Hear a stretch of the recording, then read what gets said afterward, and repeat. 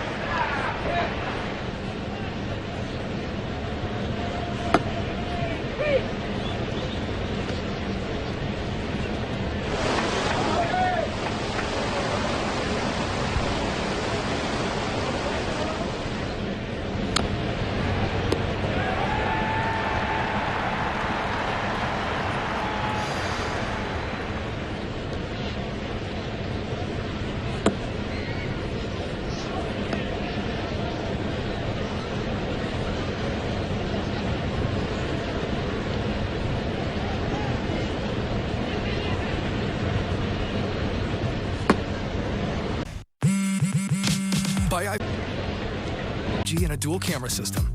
Then get real on the...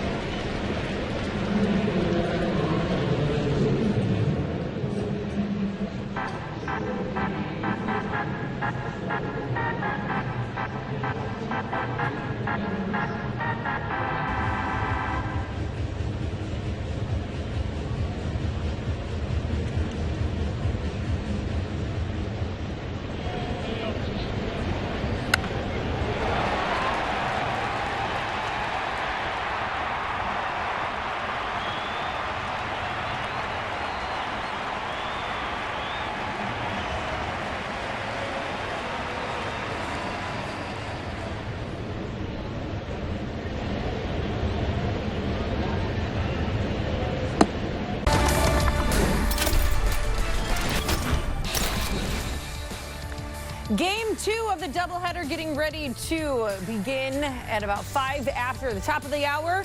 Looking ahead to Pablo Lopez taking on Drew Thorpe in the final game of the 3-game series. Pablo Lopez looking to bounce back after a tough outing last go-around, taking on the Houston Astros. Trevor, that was not his best outing. We saw Pablo kind of rebound for 2 straight outings. That started with that game against Oakland, where he was dominant through 8 innings. Carried that over to the following outing, but last time out, taking on the Houston Astros, giving up the 6 runs. How much was that a setback for Pablo Lopez? How much was that him taking on one of the hottest offenses in Houston? I think it's probably a little bit of both, but we've seen kind of, a hot and cold Pablo throughout the year, kind of an up and down. And, when you look at the numbers, the four-seam fastball is still playing, but it's the sweeper and the changeup that have been the difference maker. Last year, those were positive pitches for him. And this year, they've just been getting hit more. That's the bottom line. So whether that's the, not being able to get the feel for it, the grip may be different. Those are things that you can correct as a pitcher. So I really feel confident in Pablo Lopez having a better second half. This year, guys are hitting 261 against his sweeper, the hard hit percentage all the way up to 34%. Last year, the hard hit percentage was 22%, and the sweeper was getting hit at, let me see right here, at a 173 batting average. So, these are things, he didn't just lose that pitch. Sometimes it's the feel, sometimes it's the grip.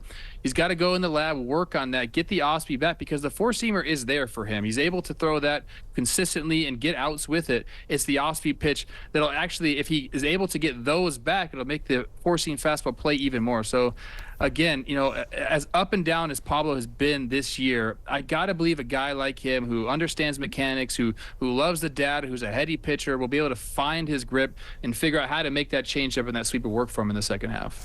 All right, Trevor, we've had a couple of doubleheaders already this season. We've got another one coming in a couple of weeks. I'm just curious, when it comes to doubleheaders, this one is a straight doubleheader, so you don't have a whole lot of time to unwind. What was kind of your routine in a situation like this as opposed to a split doubleheader where you got to kill some time, sometimes an hour plus? I like the straight doubleheaders much more because you just didn't have time to think or your body to get really cold. So you try to continue to stay warm. I mean, look, you're going to go in there, you're going to drink some water, whatever your electrolyte mix is, you're going to have some of that. And then you might just get on the bike and try to keep that body warm. Take a little bit of time, eat a little bit of food, nothing crazy. I think Morty referenced the PB&J and let's go. I would love that. Sounds good right now, actually. But yeah, the games that come directly after each other, I like those a lot more just because you're in the baseball mode. When you had an hour, 2 hours in between for the split doubleheaders, you kind of got out of baseball mode. You start playing some cards. You start, maybe watching a different game on TV, and you kind of get out of that mode. But, for the guys in the clubhouse right now, it's just like, hey, the baseball hasn't left your body yet, I guess you could say. So, those are the reasons I liked it. Some guys like to take the time off to go in there, maybe get in the cold tub real quick, get their body down and then bring it back up. I was never one of those guys. I wanted to keep going straight away. I feel like these quick turnarounds are a good thing unless you are feeling really frustrated about game one. Then, I don't know, I feel like I'd want the break to get away, like you said, maybe get in the cold tub, take a nap or do whatever to come back out for game two clear-headed. But so quick after game one, I feel like I would be still kind of not so happy with my at-bats or however things went in game one. Any truth to that? That's the thing about being a big leaguer is you have to be able to flush that. I'm not even thinking about the first game after it's over. You give yourself 5 minutes and then it's gone. So you're on to the second game already. That's when you're in the right mind space. If you're struggling, for a weeks on end, and that next game comes quickly and it feels like you can't escape it. But for the most part, I think the guys have already forgotten about the first game. They're on a roll anyway. They know they have a good chance to beat this White Sox team in the second game, so they're already focused on that. All right, well, then we can move on and forget about game one as well. Stay with us. The countdown is on for first pitch in game two. Twins Live continues with another recap of game one and a fun storyline that's about to hit the news here from game two. That's next.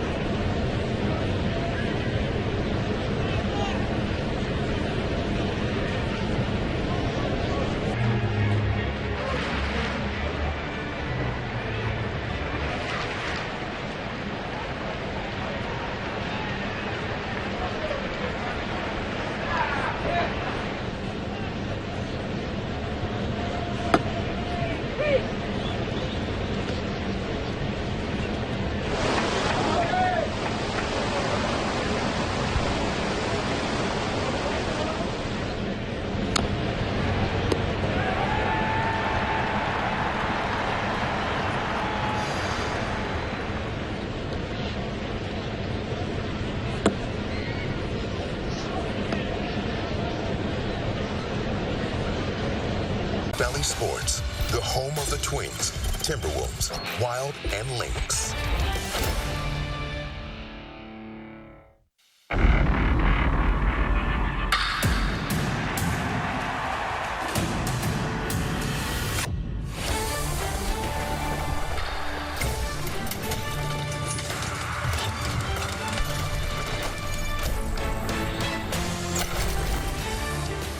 Well, it's raining cats and dogs in Minneapolis, but it's a beautiful day for baseball in Chicago. It was not the case yesterday, which is why we are playing two between the Twins and the White Sox inside Guaranteed Rate Field. Game 2 about to get underway as the Twins look to even up the afternoon and take the series with a W against a division foe. Hi, everyone. Welcome inside Trio Orthopedic Studio for Twins Live. I'm Audra Martin. Joining me from LA is Trevor Plouffe. And Trevor, we talked about it just a second ago. We're right back to baseball for the Twins, an opportunity to quickly forget about Game 1 and look ahead now to picking up their 6th straight series win.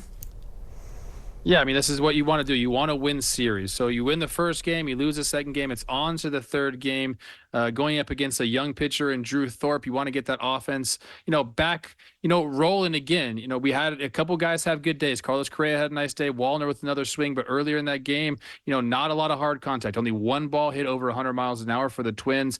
I think they're going to forget about the game. Like I said, after the game, you just kind of move on to the next game. This offense is experienced. They've been doing it for quite some time. It's not fluky in my mind. The approach is really working. So you just say, hey, it's one game against a guy who's got really good stuff and has pitched exceptionally well throughout the year. So, hey, you tip your cap, you move on, you go for the series win in Game 2. Yeah, just one run on 6 hits for the Twins, unfortunately leaving the bases loaded with no outs in the first inning, setting a bit of a tone for a quiet afternoon at the plate for Minnesota. One guy who didn't have a quiet day at the plate was Luis Robert Jr., smacking his 11th home run of the season. It was a 2-run bomb, which ultimately decided this one for Chicago. He's a guy who can swing a good at-bat, especially if you give him a pitch he likes, and he's like that from the second he saw it, because it was unfortunately one that Bailey Ober wants back. Yeah, you can see the frustration right away when Bailey threw that pitch. He probably knew it when it was on the way to the plate because he wanted it up. It ended up middle. And you're going to see this pitch right here.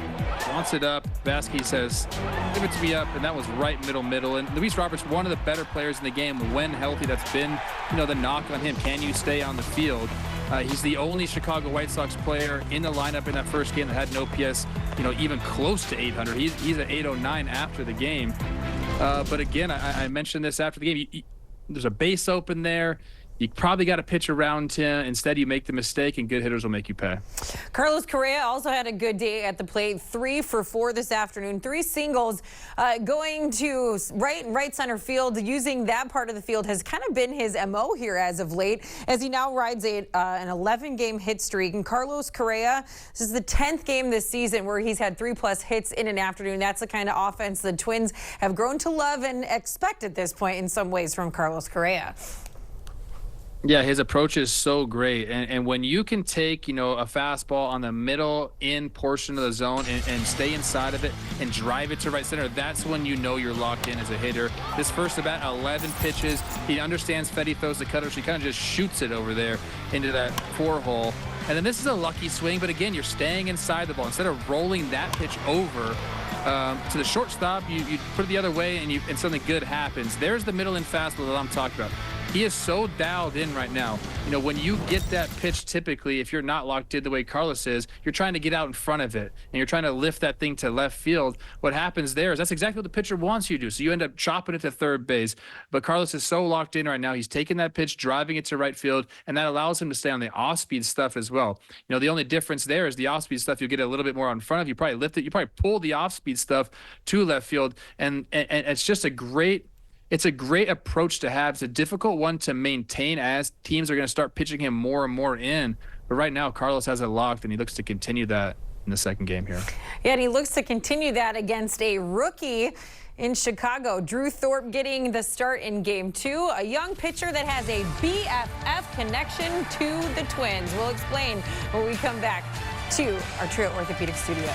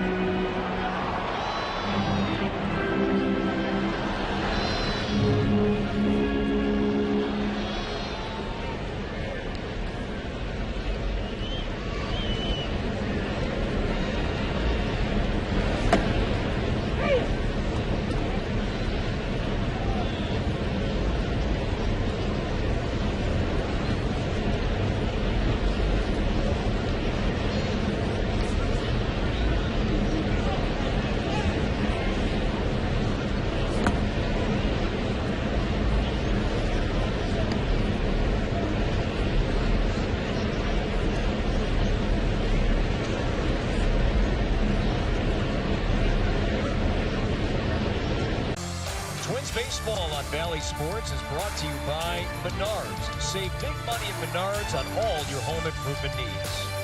And by Ford. Visit buyfordnow.com and your local Northland Ford dealer today. The White Sox get their first win of the season against the Twins, sitting with an 8-1 record against their division foe. This afternoon, as the two meet for Game 2, so do a pair of BFF, best friends, in Drew Thorpe and Brooks Lee, squaring off the former teammates and roommates, now foes, this afternoon. I hope I'm in the lineup first, but yeah, it'd be super exciting. We've already talked about it. So, yeah, I'm really excited to face him. My dad will be there. He also coached him, so it'll be a cool experience. Yeah, it'll be emotional.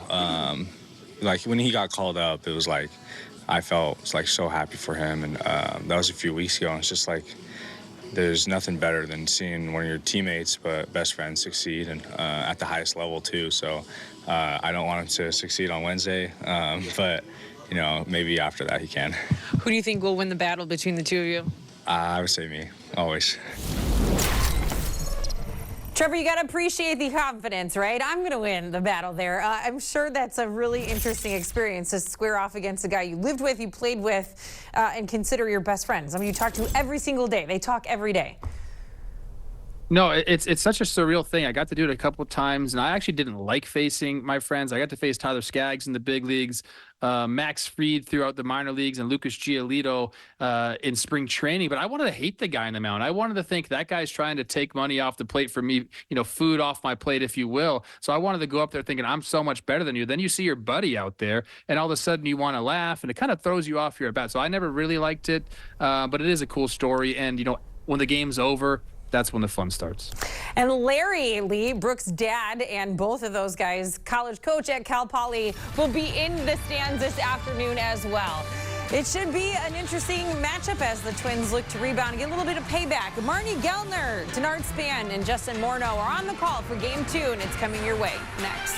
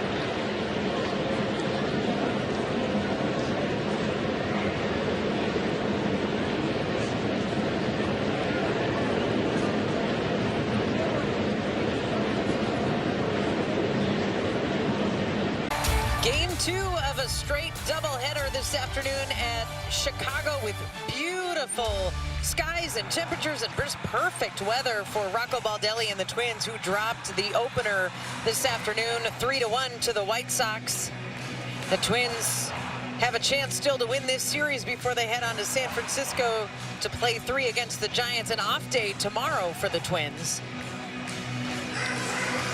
But Chicago got the better of Minnesota in a 2-hour and 5-minute game 1 this afternoon. It started off, it looked like it was going to be about a 4-hour game with 35 pitches being thrown in the top of the first, and then all of a sudden the pitchers took over.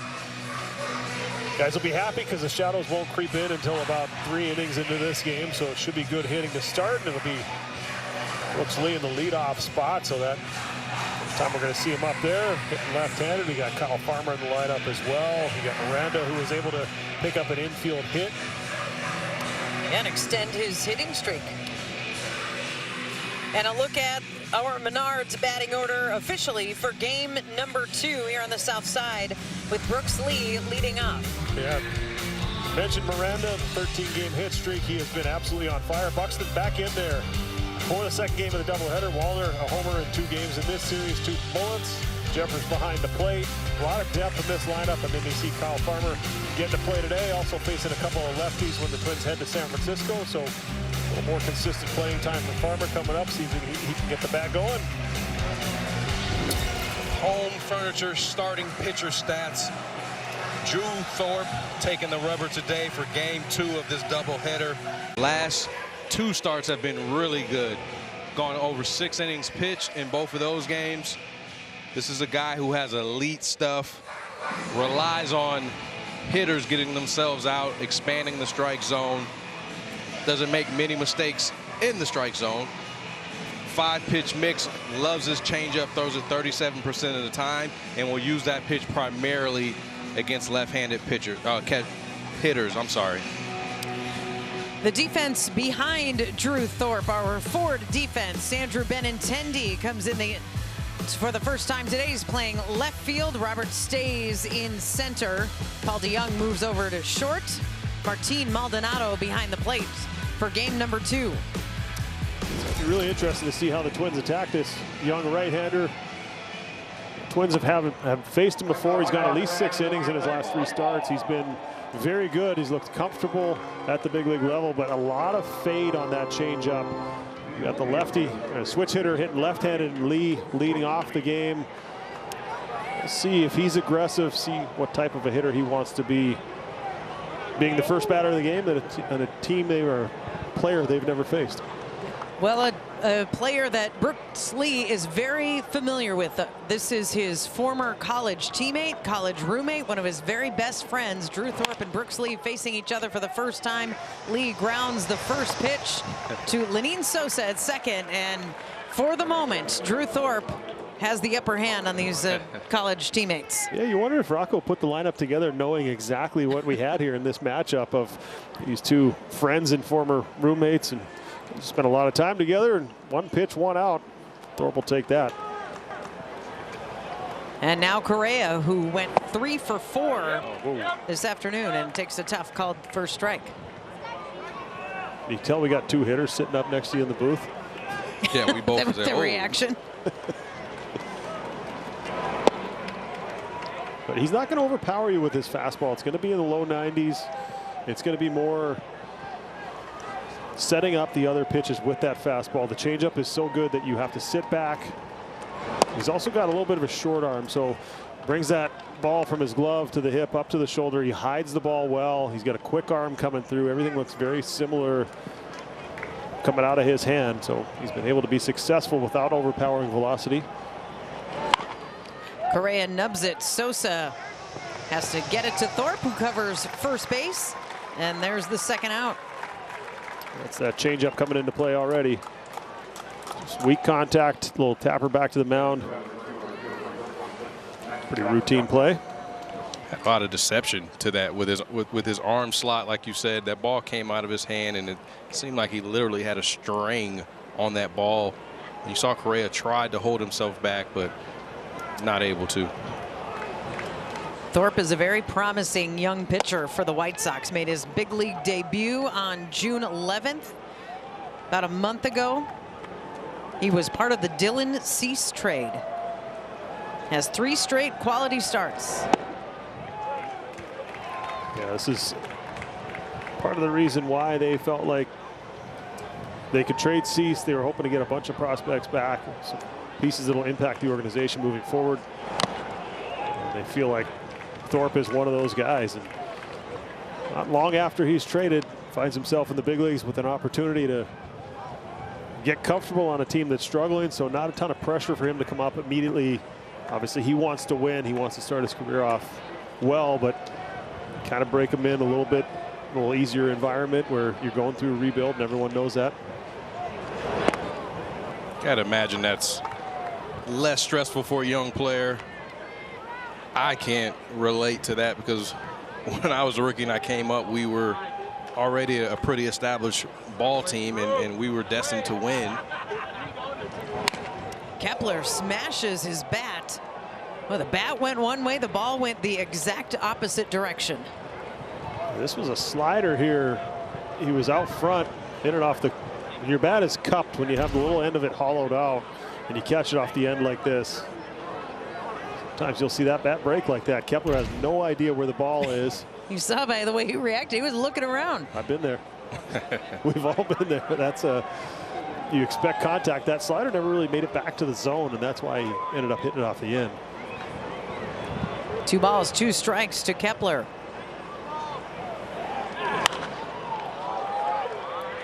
Sky to the infield. DeYoung has it. The Twins go down 1-2-3 in the first.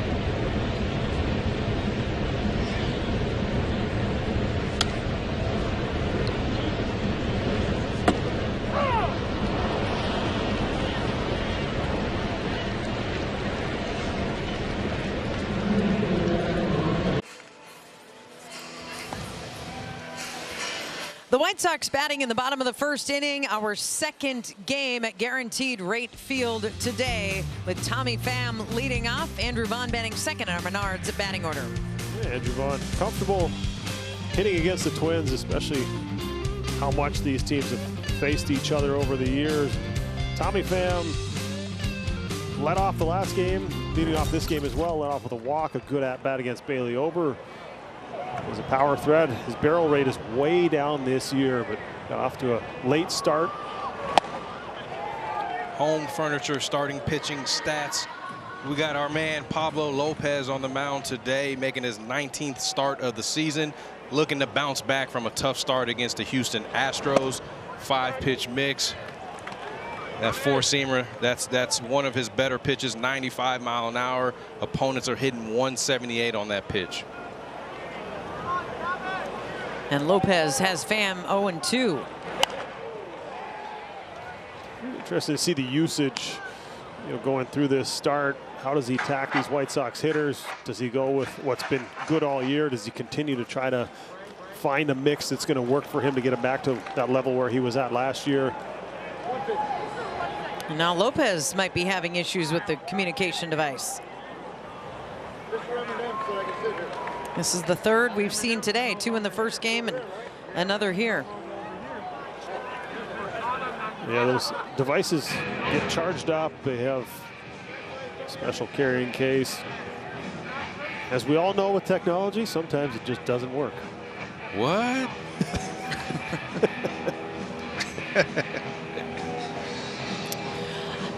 Let's check out the stats with Lowe's. Pablo Lopez has enjoyed some success on the road, in particular in his last 2 starts.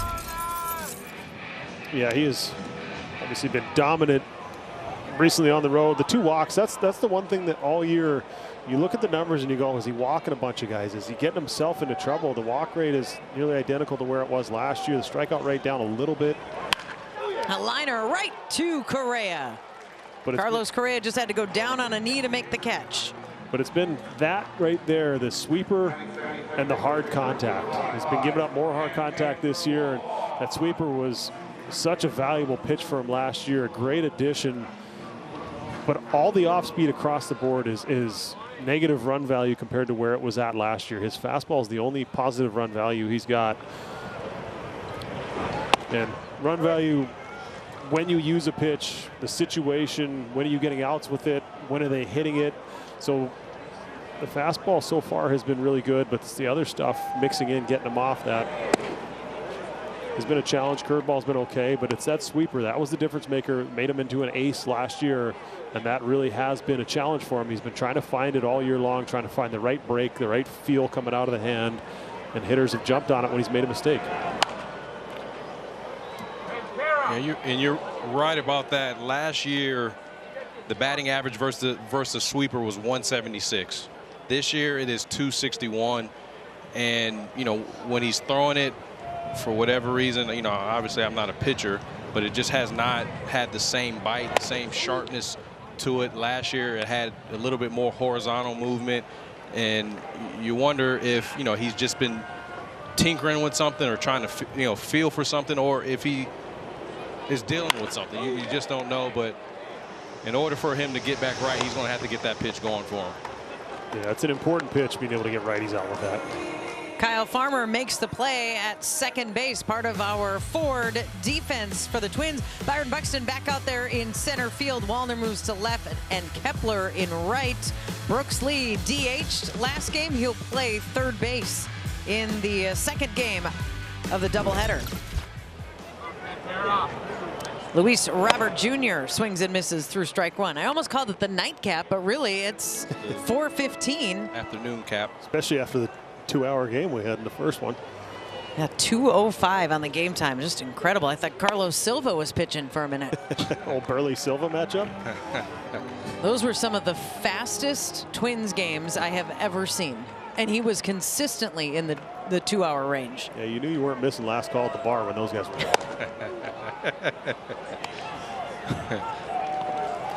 Ball 1 to Robert after the first 2 strikes.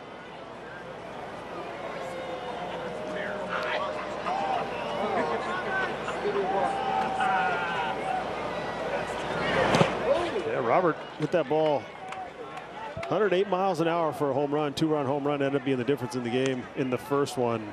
Wind was blowing in from left pretty steady all game, but he turned that wind around no problem with as strong as he is.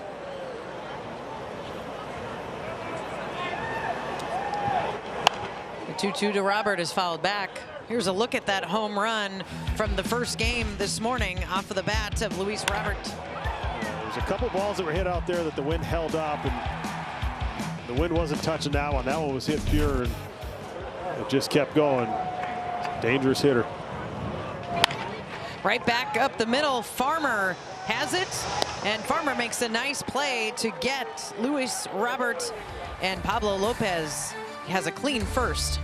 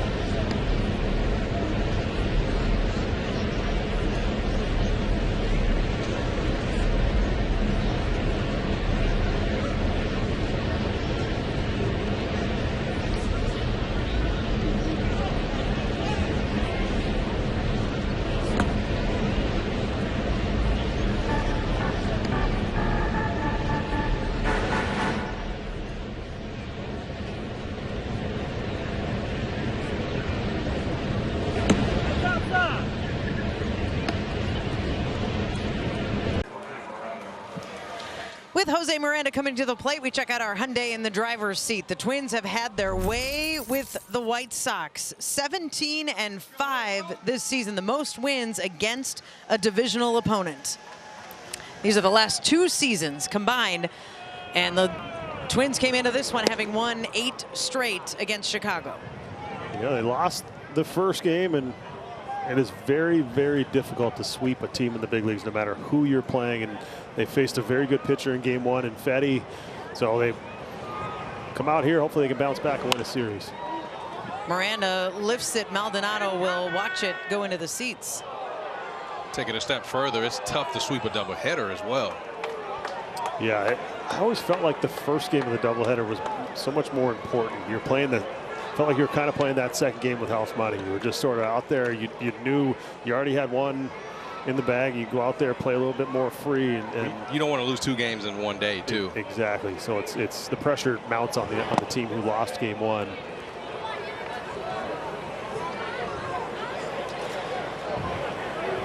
Jose Miranda had a 12-game hitting streak and did pick up a hit in game number 1. It came in his 4th at bat, and it was just kind of a squibber that went up the 3rd baseline, and it did get ruled a hit. So it's a 13-game hitting streak for Miranda.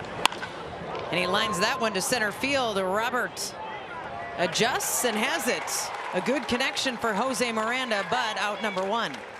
That one sounded really good off the bat. Jose Miranda able to sit back on that changeup, just hit it in the wrong spot, right to Luis Robert Jr. Yeah, 97 miles an hour off the bat. You're right, it sounded good coming off. Well, let's see how Buxton, after having the first game off, comes out here. Maybe he's the one who provides the spark offensively. He's been very good, extra base hit wise, average wise. A whole lot of positives to look at after a slow start for Buck. 2 doubles in the game on Monday night here in Chicago. Buxton lines that one. Robert heading back and making a catch. Luis Robert Jr. with the running catch before hitting the wall. That was a nice defensive play. Wow. Good baseball on both sides right here. Buxton taking that fastball on the outer third, staying with it, hit it on the barrel. And you see Luis Robert right here playing in his home park, knowing where that wall is, knowing where he is on the field, knowing that he was a step away on that warning track, and made a really nice play going into the wall. Center fielder to center fielder. Buxton just has to tip his cap. That's it. He's done that a lot to the opposing hitters, so it happens to you sometimes. Yep. This zone is this big. Hopefully Pablo's able to take advantage of it as well. We've seen a few that have been a little more than borderline, maybe, in my opinion. That's saying it nicely.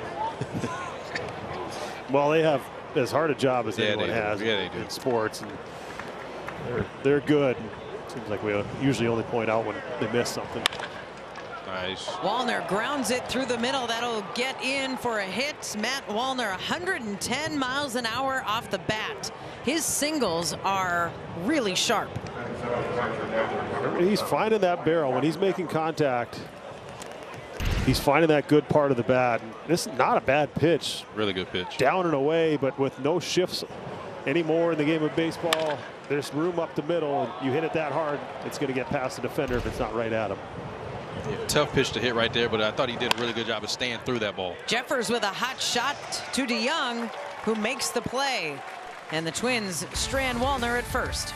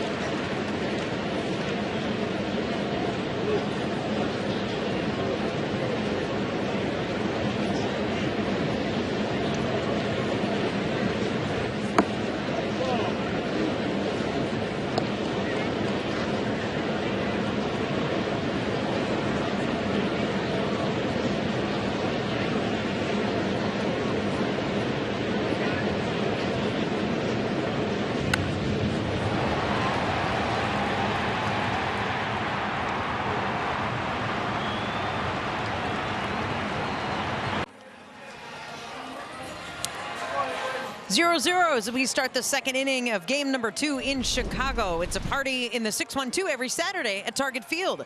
Pre-game on the Gate 34 lawn. Enjoy $6 draft beers, $1 sodas, $2 hot dogs. That is the 612 Saturday. They are presented by Carbless and Bally Sports North. Find out more at twins.com/tickets. Gavin Sheets facing Pablo Lopez. Sheets went 1 for 3 with a double in the afternoon game today. Swings and misses for strike 2.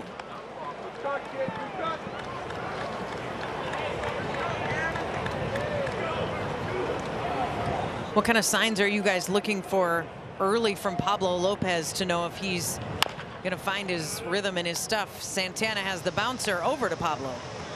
I would say for me, getting ahead of hitters. I know he struggled a little bit.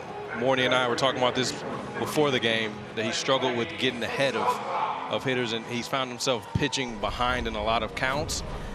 His stuff has, continued to be elite this year, even though he has struggled. But when you're pitching from behind, it obviously makes your job that much more difficult. So that's what I'm looking for. Yeah, I think the sweeper to me is the big pitch for him. Is he generating swings and misses on it? Is he generating weak contact with it? Is he able to locate it where he wants to? Is he leaving them in the middle of the plate? Are they kind of rolling up there and getting hit hard? And then I think the fastball velocity is important as well. That makes every other pitch better. We've seen 95. He's right around where his season average is with that pitch, but one plays off the other, and I think the sweeper is so important for him. Man. You said velocity, there's 96. Yeah, and in a spot that's been called a strike 3 or 4 times already in this game. That's what the hitters will tell you on both sides.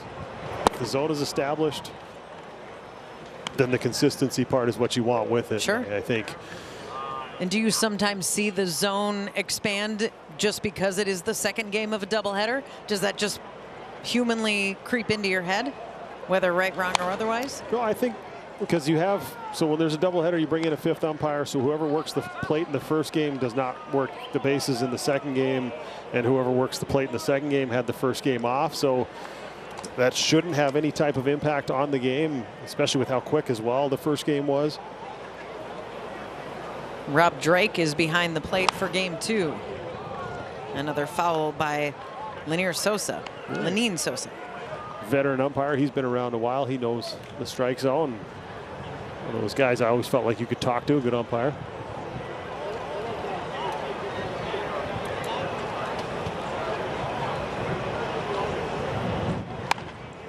Sosa drills it into right field.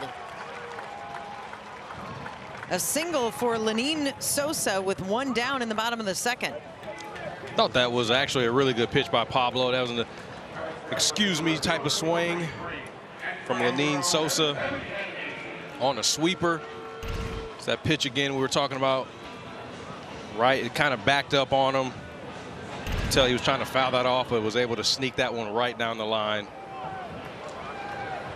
So there's been a little bit of bad luck on Pablo's side. There's been, some pitches he's made that he's punished for, but then much like in his last start against Houston, it's more just kind of singles and finding holes and hitting balls where fielders weren't playing like that. As a right-handed hitter, you never really intend on hitting that ball on that side of the first baseman. Benintendi sends this one to the opposite field. That's going to land in fair territory. Sosa coming around third base. Wallner gets the throw in. Sosa scores, and it's an RBI double for Andrew Benintendi. I think this will be reviewed. It looked like it hit the net down the line. It should be a ground rule double. Rocco had his hand up. I don't know. Well, maybe not. Maybe it hit the sidewall. From our angle, it looked to me like it hopped and hit the net. In foul territory. In foul territory. Landed fair, and then the bounce.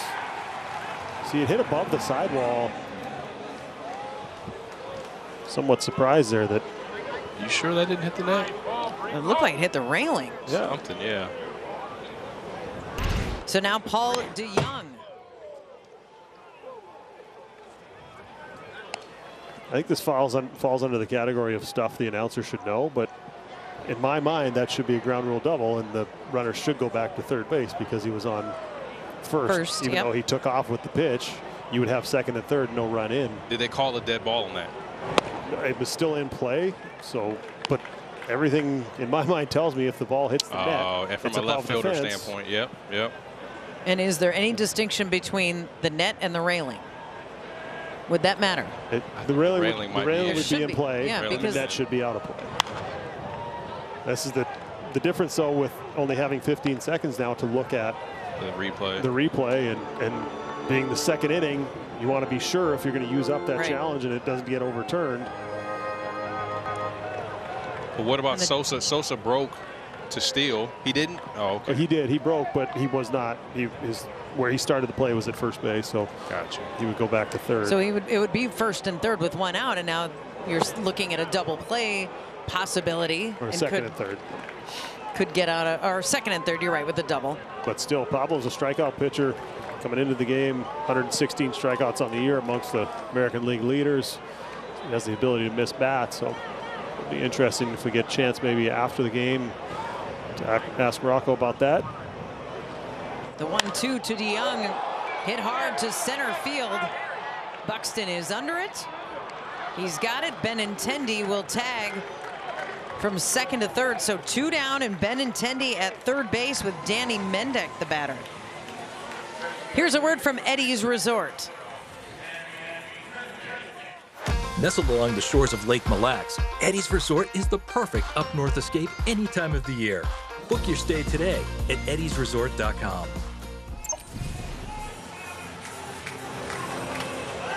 Danny Mendick hitting under 200 this season.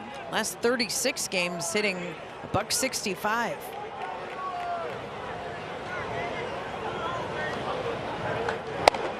And Mendick has an opportunity here with the runner on third, but 2 down.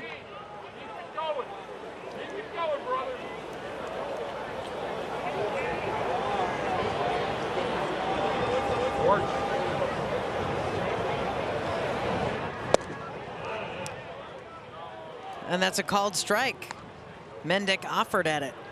Really good sweeper right there. Had a lot of movement to it. Talk about how difficult that pitch is. When it looks like it's going to be a strike until it's not. Pitch is so important for Pablo Lopez, especially against right-handed hitters. And then the ability to do what he just did there, follow it up with something running in on those right-handed hitters' hands. Don't give him a chance to lean out there and stay on that sweeper, just trying to flip it into the outfield or trying to roll it up the middle. So making hitters uncomfortable by pitching inside is so important.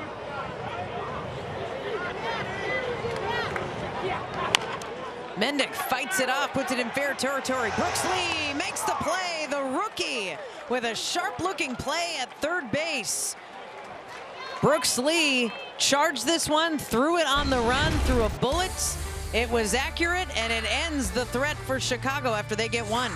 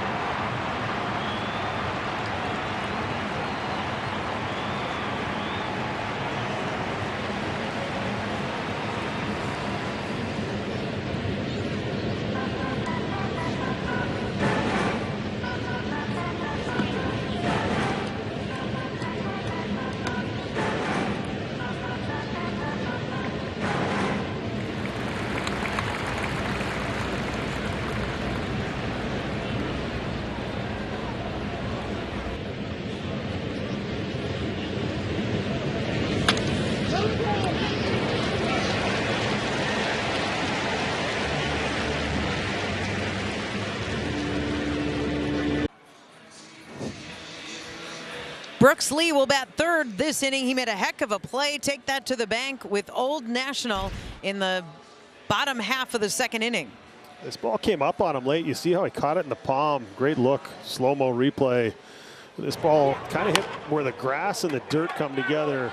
Hit that lip, and good soft hands, even though he's coming in full speed to make that play. Thought he did a good job of getting on the side of that ball as well, putting himself in a good position to be able to make a running throw. Mendick or Paul DeYoung, who hit that ball, runs pretty well, so he knew he had to get rid of that ball. It was Mendick. Oh, Mendick. I'm sorry. 1 ball, 1 strike to Carlos Santana.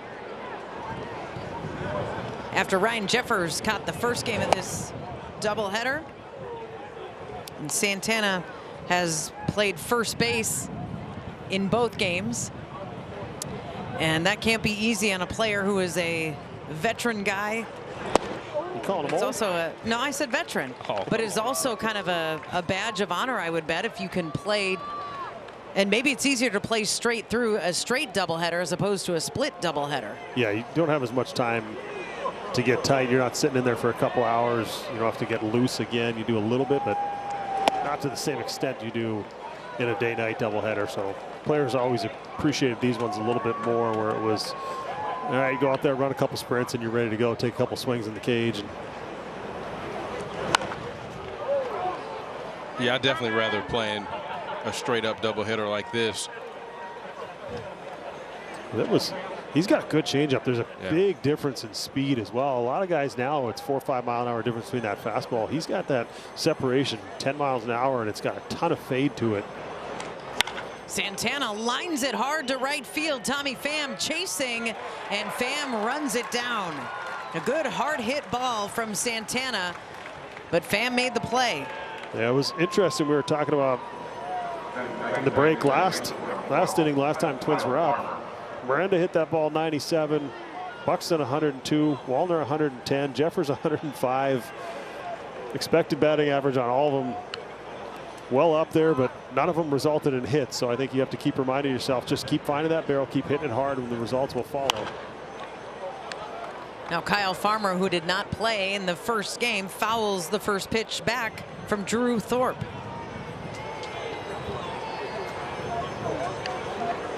Farmer playing second base in this second game today. Hits the roller. DeYoung scoops it up.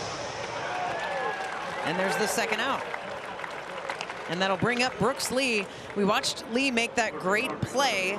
And there was something that Rocco Baldelli said on Monday, that Lee has the ability to make that barehanded throw from third at different speeds. And that is something that really struck Baldelli, that he does not see very often in young players. Lee facing his former teammate, roommate, one of his best friends in Drew Thorpe, but he swung at the first pitch in his first at-bat, takes this first one for strike one.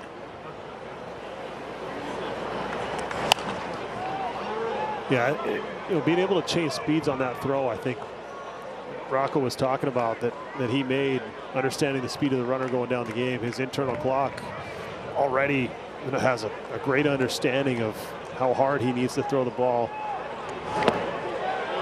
Check swing, strike three out of Lee. So Drew Thorpe has gotten Lee a couple of times here this afternoon.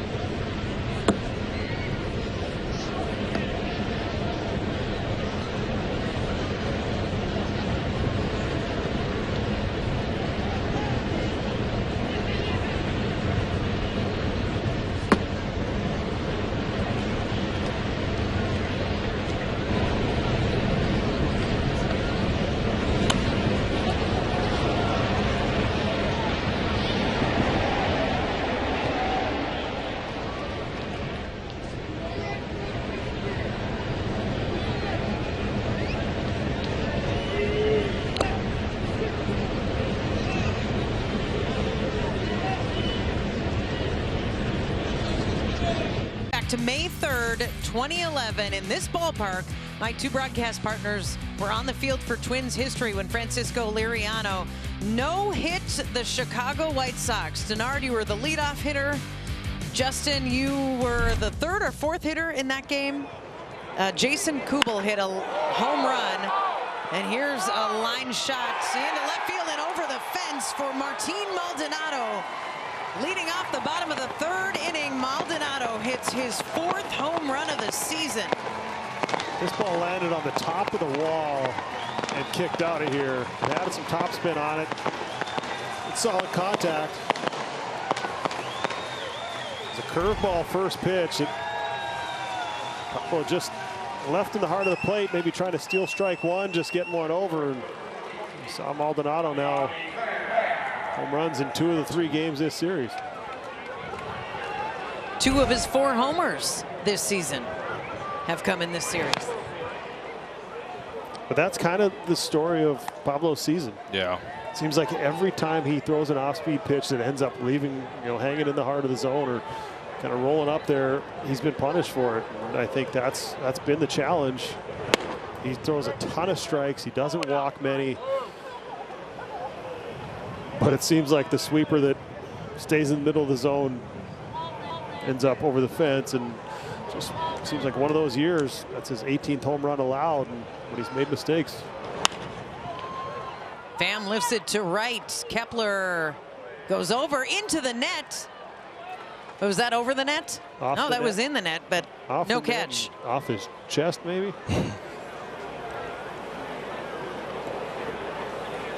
But you're right. Yeah, he just has had bad luck. I mean, we were talking about his off-speed pitches and him not being able to command them as good as he did a year ago.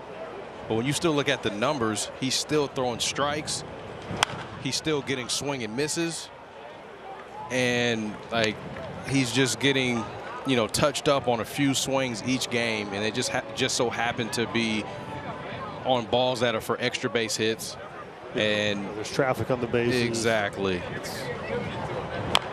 I mean, we're looking at it. I spent time looking at it last night. You spent time looking at it last night. Why is ERA is not the best factor of telling how good a guy's pitching, but it does give you a little bit of a picture. And chase rate's down just a little bit. First pitch strike percentage down just a little bit. The barrel rate is up just a little bit. The launch angle, so they're hitting the ball in the air often more often. The exit velocity is up. The hard hit percentage is up. But it almost, if you weren't looking for it, you wouldn't really notice it. But I think it has all added up to where he's at. It's just been all these little things that have ticked up slightly and have all kind of combined together to end up with an ERA north of 5, even though 116 strikeouts, only 22 walks coming into this one. But it's the big numbers. It's the home runs, now 18. It's all those little things have kind of come together in a year where he was a lot of guys were picking for a potential Cy Young candidate.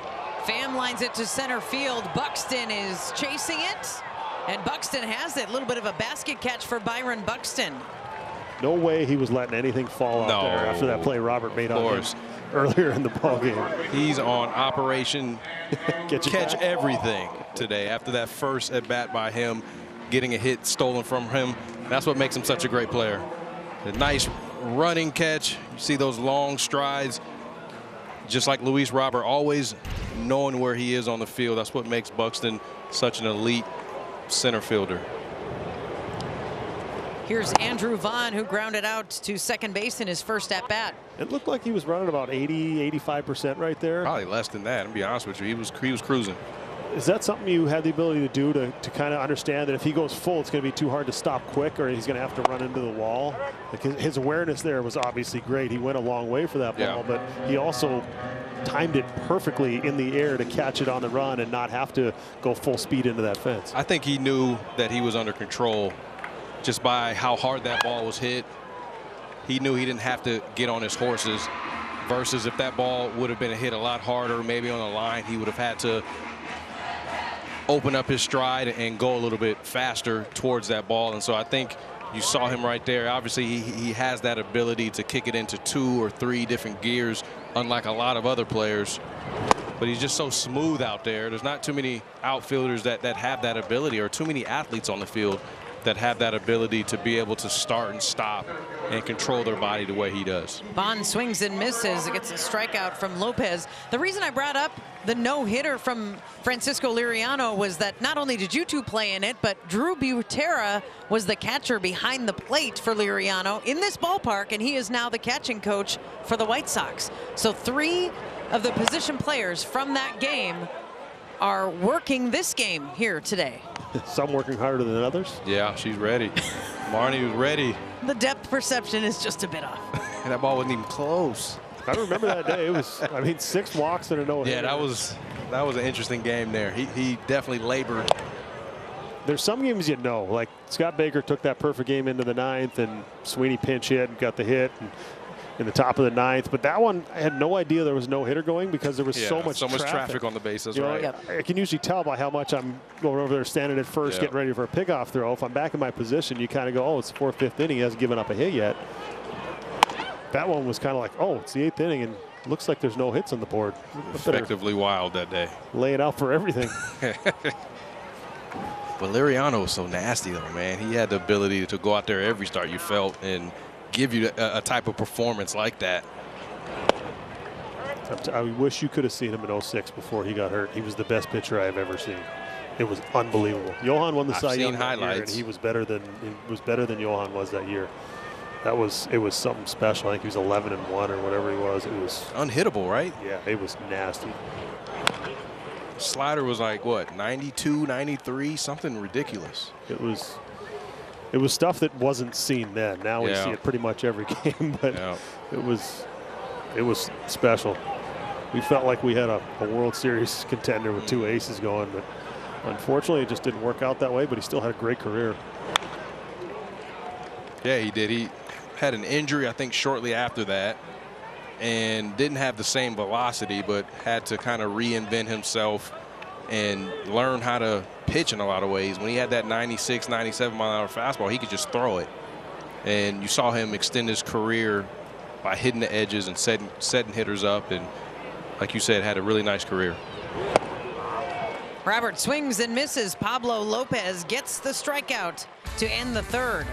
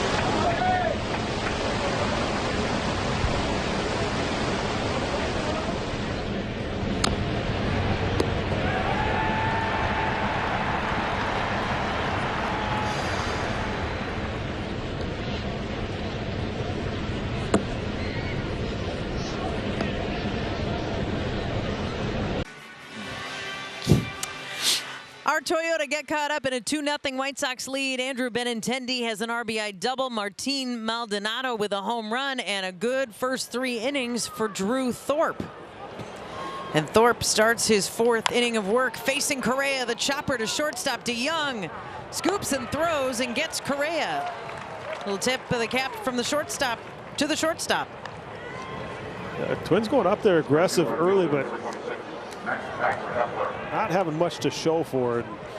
You know, you look up at the board and you see velocity that's maybe not overwhelming, so you feel comfortable and feel like you can hit everything sometimes, but he's got stuff has been good. Stuff has been good. The shadows are starting to creep over home plate, and with that short arm action, the really difficulty telling the difference between the different pitches that he's throwing, that fastball and changeup playing really well off each other. It's only going to get more difficult. Kepler with a high fly ball. Robert coming in.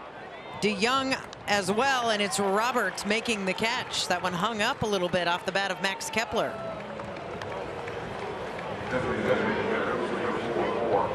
Now Jose Miranda, the DH, coming to bat with a 13-game hitting streak. Had a really good at bat his last time up. Sat back on a changeup, drove it to center field.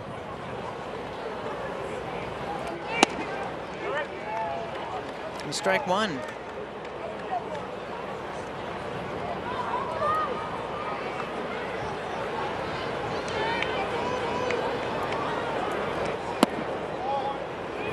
So you just see that arm action from the hip to the shoulder, and everything. It's said it was a quick arm.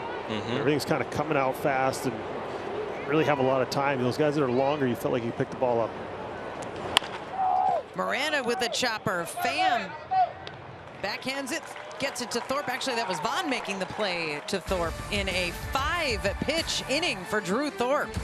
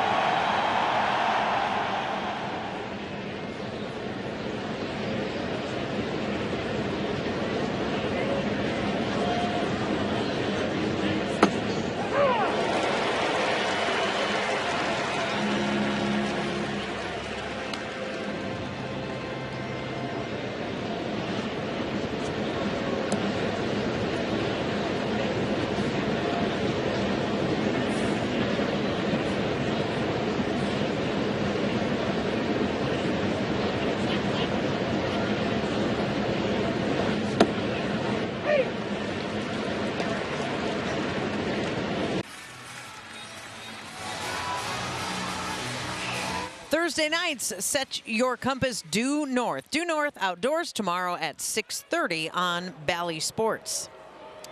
And this is a really gorgeous day in Chicago after just a dreary day yesterday and drizzle and just kind of a wet, sloppy day all day. We did not play the game last night. That's why we're playing 2 today. And here's Gavin Sheets to lead off the bottom of the 4th inning, facing Pablo Lopez as home plate is shadowed and Lopez is still in full sun. A little difficult time for the hitters. Thankfully, he didn't hit that hard right when I said that. But Brooks Lee over there to make the catch on the looping fly ball from Sheets. yeah, it's just, it becomes a challenge to pick up the ball. We're still at the point where the shadows are. Right about where that is when you kind of have to make your decision of if you're going to swing or not. So you've already kind of decided it. It's when that shadow gets even closer where Pablo's at. You're looking out into the bright, and that ball disappears almost immediately out of his hand. You haven't really had a chance to figure out what the pitch is. Sosa with a sharp line drive. Buxton again, making it look pretty easy in center field. And now a word from the Minnesota Lottery. Play today for a chance to win $100,000. Chum. So Denard on a ball like that, or the one we saw last inning where Buck was able to run it down and kind of just not coast but glide to it. Do you have that read immediately off the bat? Are you going by the sound of contact, or is it kind of combination of different things? I would say, yeah, a combination of a few things. You know, obviously the more reps you have out there, the more comfortable you are, and you know that sound. You know, you can read the swing off the bat as well, and you can tell when a hitter, connects really good on a ball. And so that ball that Buxton caught last inning, even though it was a running catch, a running basket catch, he had that under control the entire time. So was it more difficult if you're playing in a stadium, opening day, playoffs, whatever, it's as loud as you can be and you don't really actually hear the sound of the ball off the bat? Is it harder to read them sometimes? Sometimes. I mean, but at the same time, I mean, we take so many reps, batting practice. Remember J-Dub, first base coach, would hit us a lot of fungo before the game would start to make sure that we were ready to go and prepared. And you're taught to break a certain way when the ball is hit to a certain side of the field or hit to a certain side of your body. And so your first reaction is to go in that direction. And then if that ball starts to sink and you see top spin, then you react off of that. A 2-out walk to Benintendi will bring Paul DeJong to the plate. So we talk about the hitters in the shadows. Is this difficult? I know Target Field was tough early, especially those 6 o'clock games. You get that overhang, you have a bunch of shadows, it's bright. The sun is basically right behind where we're sitting in the booth behind home plate for the center fielder. Is it as difficult as it is hitting as it is when you're fielding to pick up the ball when it's coming out of the shadows? I would say it's not as difficult as when you're trying to hit, but when you're out there in the outfield, you still have to pay a little bit more attention and focus a little bit more on the contact point to make sure that you see that ball coming off that bat so that you can make the correct and proper read. Because when you're in the outfield, you don't have to read spin. You know what I mean? Versus when you're hitting. You're just trying to see how hard it's hit as opposed to, is this ball moving and do I want to swing at it? Exactly. Well, we'll talk about the shadows. Well, Cloud cover will take care of that. Yeah. It's not going to last long, though. We've got a pretty blue sky this afternoon. 0-1 from Lopez to DeJong. That's going to reach the seats. I found it fascinating. I don't know if you ever read Ted Williams' Science of Hitting, but I thought that was a great book when I was in the minor leagues, just to help learn an approach and different things. But one of the things he said is when it's sunny and it goes to cloudy, now you can't do it anymore, but he said he would try and step out because it takes your eyes a certain amount of time to adjust from when it's bright and sunny to when it's cloudy, and your focus and your eyes just kind of have to readjust, sort of recalibrate, kind of. Well, that's when if you're a pitcher, you quick pitch them. You get moving as quick as you wait can. for the cloud. But now strategy. Now the pitch clock dictates how fast we move. And here's a question. I think you did. You hit with shades on, right? Occasionally. Yeah. I could never do that. I felt like I couldn't see the ball as good, and I couldn't see spin, and it just wasn't as real. It didn't feel like real life to me. Yeah, I didn't like it unless I absolutely had to have it. There's certain times where you try, and it's days like this, these mid-afternoon day games where there's shadows creeping in and you're standing in the dark, you're looking out on the bright, and you feel like you're squinting and you're having a hard time really picking up the ball. So you try and find any type of advantage, any type of thing that would make you feel comfortable standing in the batter's box. DeJong swings and lines a shot into center field. Buxton plays it on a couple of hops. Benintendi advances to second, a 2-out single for Paul DeJong. So would you use a certain lens, on like a yellow or an orange, something to kind of try and brighten it up? Yeah. But still take away some of that glare. But I hated him fielding because I felt like there was a line at the bottom of my eyes, dark and light when you look down for a ground ball. I feel like your head's a little bit more still when you're hitting, as opposed to that ball going from eye height out of the pitcher's hand to looking down and then reading the hops. Mendick comes to the plate with 2 on and 2 out. And Lopez starts him with ball 1. Well, the clouds have apparently moved in. There was nothing above us And now we're just starting to see the first edges of cloud cover. And I think since we saw that first cloud, I don't think the sun has been back, and we've been 10 minutes of some hazy clouds, so maybe the shadows won't be much of a factor. Twins hitters need to hurry up and get back up. Take advantage of this. Thinking the same thing. Well, Mendick started the year in the minor leagues, hit a bunch of home runs, and got himself back in the big leagues. He's been up with the White Sox, with the Mets over the last few years, and he's got some power in that bat. Looked like he was trying to go deep on that swing. Mendick in his first at-bat hit the ball that went up that third base line that Brooks Lee made that really nice bare hand play on. Or charging play, I should say. 2-2 to Mendick.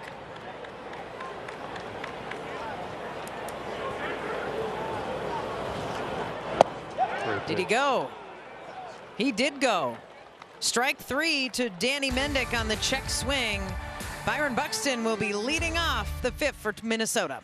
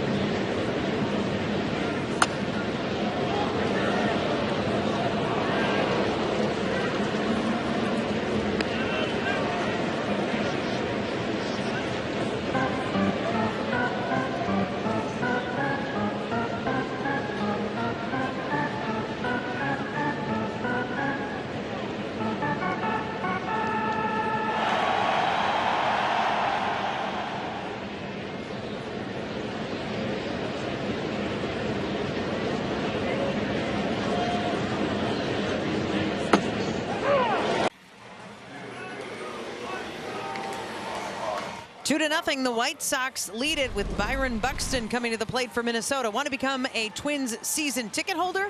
With flexible and affordable options and monthly payment plans available, it's never been easier to step into season ticket status. Secure your plan today at twins.com/season tickets or text PLANS to 51655. Buxton hit a hard line shot to center field that Luis Robert Jr. ran down at the wall in his first at-bat.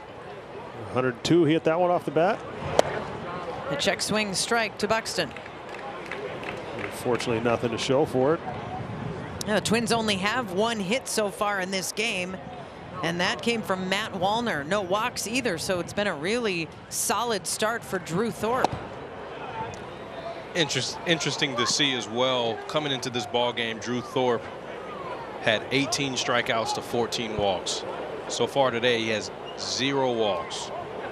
Talk about the Twins being a little aggressive today. I think he's taking advantage of that a little bit. A high fly ball from Buxton. DeYoung catches it for the first out.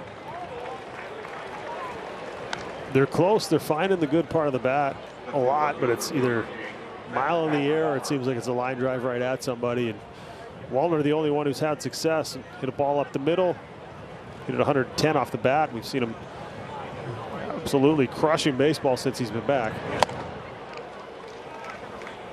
And he'd only played 2 games back coming into this game today, coming into the doubleheader. He played Sunday against the Astros. That was his call-up date. And then he played Monday night in the opener of this series. And now he's got, I believe, the last 4 of the last hardest hit balls the Twins have had since he's been back up in the big leagues. It's been jumping. Good take. Really good take. Just looks so much more relaxed after getting called back up from St. Paul. You can tell. See, that's a good take right there. It's another good take by Wallner. Could have used that expanded strike zone on that pitch. Yeah. Those are the ones that drive you nuts as a hitter. The ones that are on the inside part of the plate. Yeah. Wallner fights it off. Because now you feel like you have to protect that portion of the plate. Right, he's seeing the ball so well, and then when a pitch like that is called against you, now you start questioning, was that a strike or was it a ball? I don't know. Yeah, and also not being in a 3-1 count, he's in a 2-2 count instead. Yeah. It can't be easy to do what Matt Wallner did after the start he had to the season, 2 for 25, to be able to be humbled like that and take your assignment to AAA and not just feel bad about it or give up, but to work the way he did through the frustration and make the changes, make the adjustments, and get a second chance and make the most of it. That's not something you see every day in baseball. Wallner takes a walk. Well, teammate Jim Thome always like to say there's 2 types of baseball players, ones that have been humbled and those that are about to be humbled. That's it. So it's this game will humble you, and if you let it beat you up, it will. And I think it got to him a little bit with how much he was struggling at the start of the year. His confidence was gone. He felt lost at the plate, and he went back down there and didn't reappear instantly. And he worked his way out of it. You're right. He went down there with a purpose, even though he didn't have the results right away. And then all of a sudden he caught fire, and he had a boatload of home runs. He was the International League Player of the Month, earned his way back up onto this roster when a spot opened up. And he's looked really good since he's been back. Sometimes you got to take a couple steps backwards in order to catapult forward, and that's what hopefully has happened with Matt Wallner. Got to applaud a guy who goes back to AAA, like you said, Marnie, and puts his head down and you know, commits to making some adjustments, and instead of going down there and sulking and feeling bad for himself or pointing a finger at everybody else, took the initiative to just grind it out, and he's found himself back up here. He's playing a lot. He's been up here for 3-4 days, and he's been in the lineup. You can already tell Rocco trusts him. Loop to center field. Robert is coming in, and he has it for the second out. Wallner will go back to first. Here's a quick timeout with Tria. For some of our patients, the goal is playing on a winning team, but you just want to stay in the game. At Tria Orthopedics, we'll treat your back so you can be there for your team.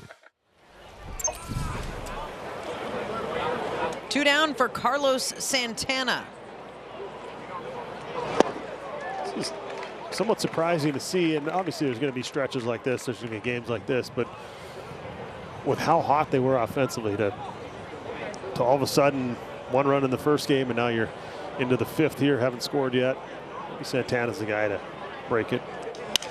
And Santana rips one to right field, but Tommy Pham is there. Another good hard line drive by the Twins that results in an out.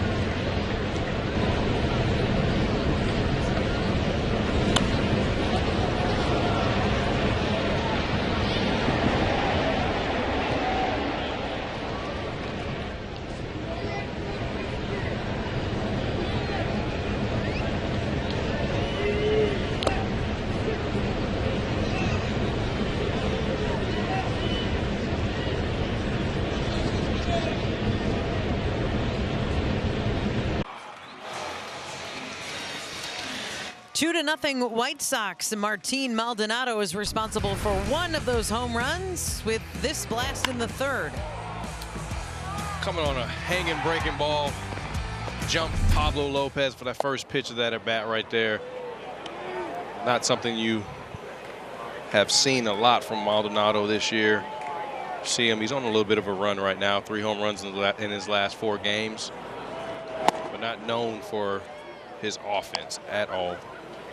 And to break that down a little more, 3 home runs in his last 13 plate appearances. Maldonado had 1 homer in his first 130 plate appearances.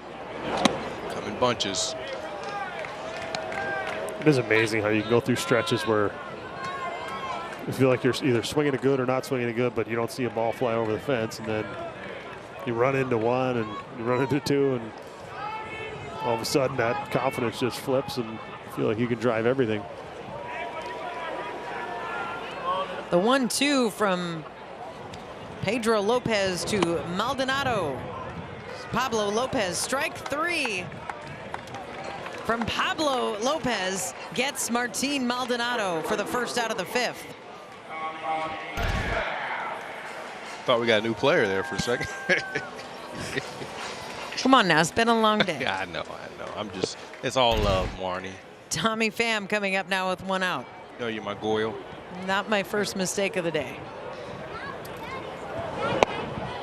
Strike 1 to Pham. We're talking in between innings. It seemed like the sweeper's been better. That one kind of backed up on him, rolled up there a little bit. But since Sosa hit that ball between Santana and the first base bag, he's been able to get that sweeper in a better spot. He's been able to get it down and away, and the misses have been off the plate for the most part. Haven't really backed up on him much. Or if he made an adjustment or just said, I'm just going to throw it as hard as I can and see where it ends up. You know, sometimes you try and be too fine, and that's when you actually end up leaving it out over the middle of the plate right there. Yeah. That's good to see, because the last couple innings we have not seen that much hard contact from the White Sox.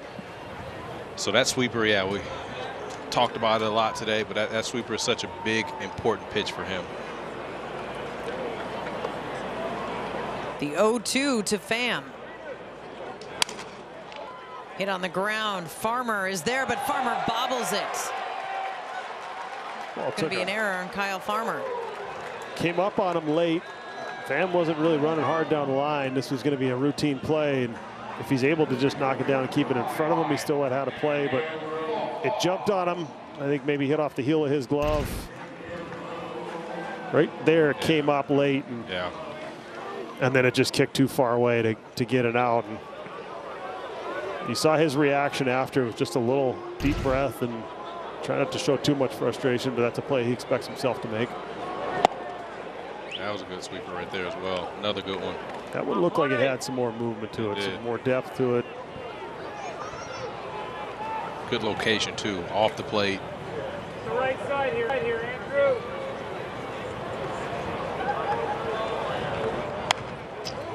Vaughn fouls that one off.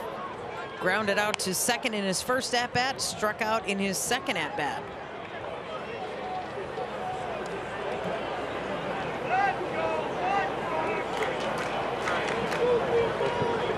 The White Sox took the opener here this afternoon against the Twins, so Minnesota's trying to win a 6th consecutive series. 3-1 the final in game 1. Rocco Baldelli and the Twins will have an off day tomorrow. They'll fly to San Francisco tonight, play 3 against the Giants, and then hit the All-Star break. And a swing and a miss. Andrew Vaughn strikes out. And speaking of that All-Star game and All-Star break, Major League Baseball is taking over Texas with the game's biggest events. The T-Mobile Home Run Derby, July 15th at 7 o'clock Central on ESPN. And the 94th MLB All-Star Game presented by MasterCard, July 16th at 6 o'clock Central on Fox. Justin, I've heard more than one person either come to you or ask me about you in the Home Run Derby. Is that just because the Derby is around the corner and you were part of it and you won it, or is there some connection that? With the Texas and Josh Hamilton connection as well, and playing for the Rangers, that being in that ballpark, I think there was some of that.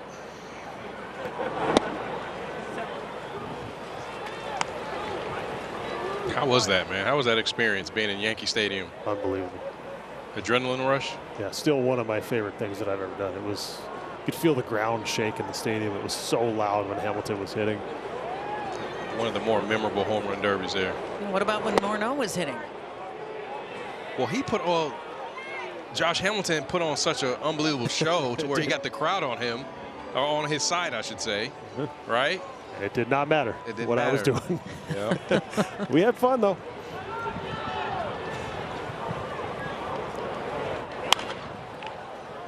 Fouled away by Luis Robert Jr.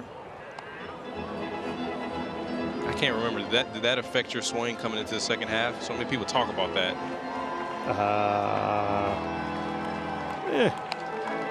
I think it's more just that it takes a lot out of you. You know, everyone's getting their 3-4 day break.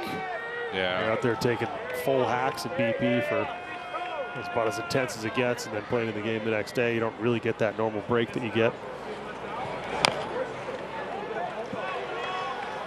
You like the changes that have been made to the home run derby? Yeah, I think we made some more tweaks this year. So the top 4 home run, first round's no longer going against each other. The top 4 home run hitters of the 8 will advance, and then it turns into a bracket style. So I like that tweak.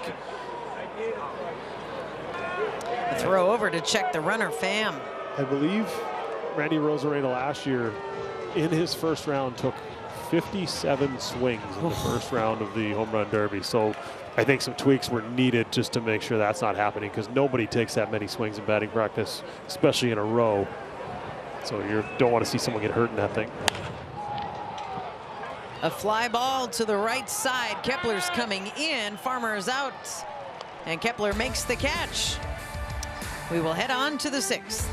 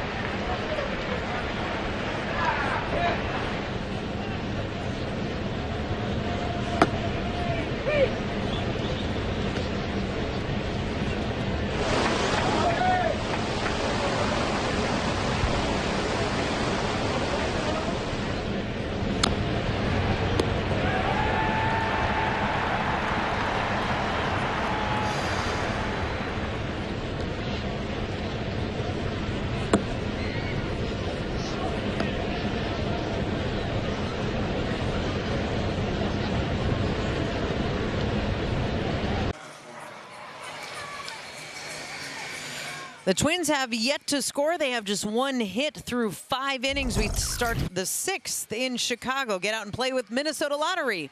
Tune into the next Twins home game to find out how you could join the Minnesota Lottery Winners Circle and win $50 in scratch tickets. Kyle Farmer leads off the 6th inning for Minnesota. The Twins have not had hard contact since the 2nd inning. All 4 batters in that inning had hard contact, but none since then. It's not like it's been a lot of swing and miss. It's just been, he's been able to get the ball off the good part of the bat. He's been able to break some bats. He's been able to jam some hitters. But of the 26 swings the Twins have taken, only 3 have been ones that have come off empty. So it's been really interesting to see how this young pitcher has navigated through this lineup. Been very efficient, throwing a ton of strikes, but he's relying on deception with that delivery, with the way he short arms that ball and brings it up. Everything kind of comes out the same. He tunnels his pitches well, and it's just been a little bit of a battle for the Twins to adjust to a guy they've never faced before. The thing about it, he's not overpowering either. Fastball sits at like 90 to 91. Doesn't have a lot of strikeouts, 18 for the year, 18, 19 for the year. He's just pitching, he's locating, expanding the strike zone a little bit. Third time that the Twins are going to be coming up here pretty soon. Farmer lifts it to shallow left field. And it's Benintendi, the left fielder, making the catch for the first out of the 6th. You hope the Twins can make some adjustments now. Brooks Lee coming up for the 3rd time. I know Drew Thorpe only has 5 starts in his career, but the numbers are not in the Twins' favor. Drew Thorpe gets stronger as the game goes through. Third time around through the lineup. Opponents are hitting 177. So hopefully the Twins here can make some adjustments, maybe grind out some ABs here, get something going. Lee lines one to right field. Pham going back, and it's a home run. Splashdown time for Brooks Lee. Like we were saying, this will be a fun winner for these two. He struck him out his last at bat. That's it. 0-2 slider. This time he leaves a breaking ball hanging in the middle of the plate, and a little smirk on the face of Brooks Lee, knowing he got his good buddy. Oh, with the helmet covering his eyes. At some point, Hot Rod, oh my, Timmy going to be able to get him a helmet that fits. But this is a good swing. This is an exciting young player, a guy who looked like he was probably ready coming out of spring training, and then had that back injury, missed a bunch of time early in the year. The Twins are in a spot that not very many teams in the big league are, which is they have multiple position players lined up and are very close to the big leagues or are already in the big leagues. You think Julian was the starting second baseman at the beginning of the year. He struggled. So you have prospects that other teams are probably envious of that, you know, so much now is talked about major league ready talent. If you're going to make a trade, well, the Twins have guys in the big leagues. They have guys in AAA that are appearing like they're ready to go. Brooks Lee is one of those guys that you look at, and now guys, you kind of get the cream of the crop. You get the guys who are rising to the top of who's ready right now, and you're forcing your way onto the roster as opposed to just the next guy who happens to be on the roster. That home run from Lee, 100.8 off the bat, 362 feet, but the launch angle just 22 degrees. A low liner, and that smile tells you he's looking forward to. Oh, he can't wait till after the game. Funny, it reminds me of playing in Colorado, faced Jeff Francis. The two of us were teammates in high school. Almost identical day. Struck me out and then hit a home run off him late. Correa launches one to left field. That one is out in a hurry. A game-tying solo home run for Carlos Correa. You better call Mama. There we go. That's why I've been waiting for that. Gave it to us the other day. Now you've been stingy with those calls, Marnie. Dialing long distance on that one. That was 110 off the bat, but a changeup. So you mentioned third time through the order, Twins making adjustments.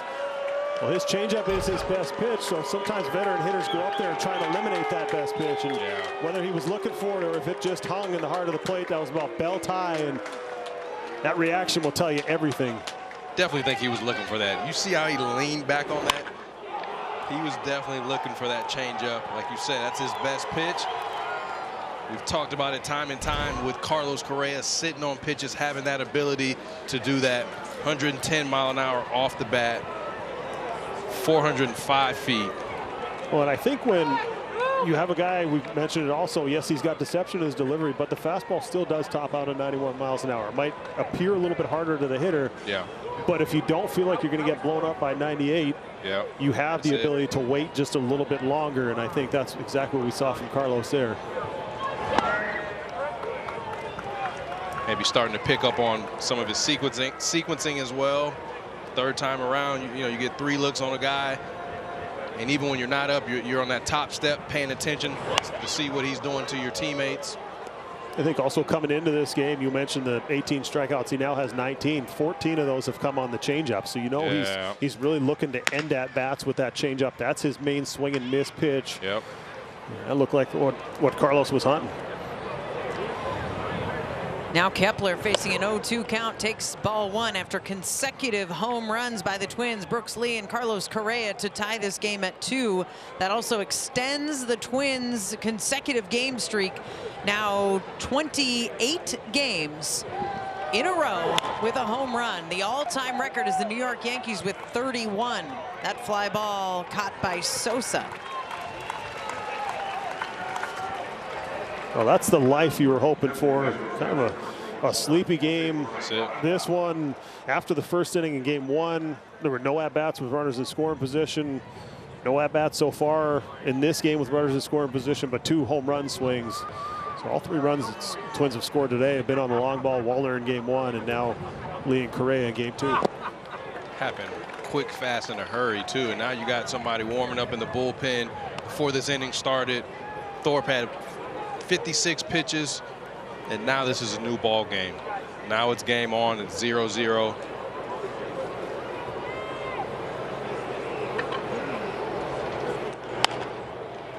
Fouled off by Miranda. And I think the advantage swings in the Twins' favor. If you look at game 2, is there going to be a battle of the bullpens? They used Brebbia, they used Kopech in game 1. Not sure they're going to want to use them at both ends of a doubleheader.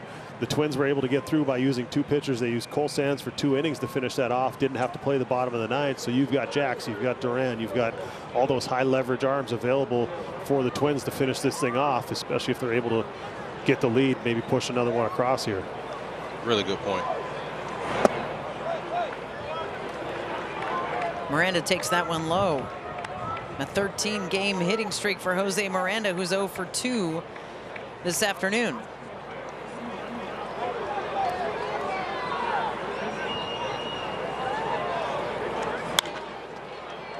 The fly ball again into the deep infield, shallow outfield, and that one is Lenin Sosa chasing it down. The Twins get consecutive home runs off the bats of Brooks Lee and Carlos Correa. We are tied up heading to the bottom of the 6th.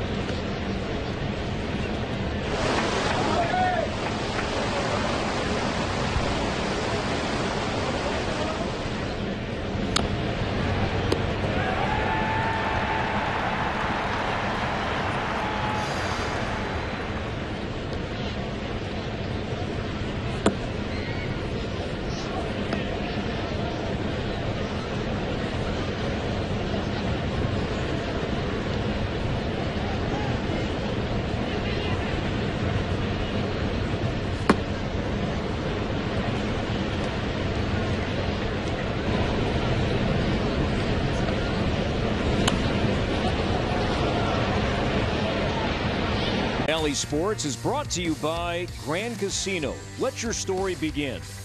And by Luther Auto. Shop the Twin Cities' largest selection of vehicles at lutherauto.com. We've got a tie game to start the bottom of the 6th inning. And a new Twins pitcher in the ballgame. It's Steven Okert facing Eloy Jimenez. Yeah, he's going to be slider fastball and more sliders than fastballs.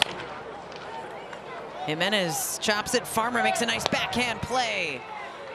Kyle Farmer went to his backhand side on the far side of second base and made a nice pick and a nice throw to Carlos Santana for the out. You know, there was a time not long ago where the shifts were not in play, and pitchers would always try and field this ball. And Okert did the right thing here, understanding there's probably someone playing up the middle who can get to that ground ball. So instead of just sticking his glove up and making a stab at it and hoping he catches it and maybe deflecting it, he ends up pulling his arm back, giving a little gator arm there and shorten that arm and letting that ball roll out. And then Farmer was able to make the play. But you know, for so long we saw those pitchers try and knock everything down that was coming up the middle, and then they would end up turning routine ground balls into hits sometimes. It was a nice job by Okert there, a small little thing to let Farmer make the play on it.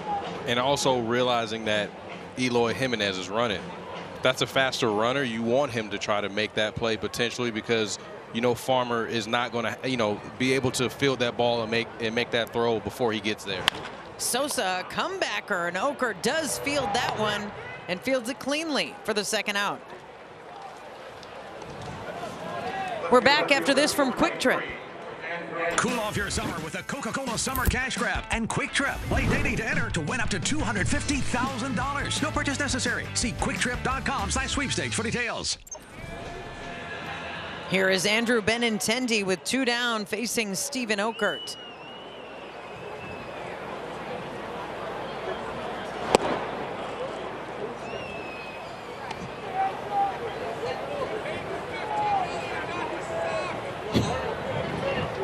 Benintendi doubled in his first at-bat, walked in his second at-bat.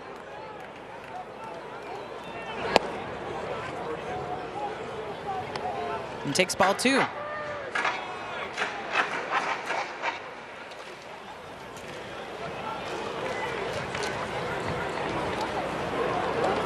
The Twins scored 1 run on 6 hits in the first game of this doubleheader. Right now they have 2 runs on 3 hits in the second game, and the White Sox 2 runs on 4 hits in game 2.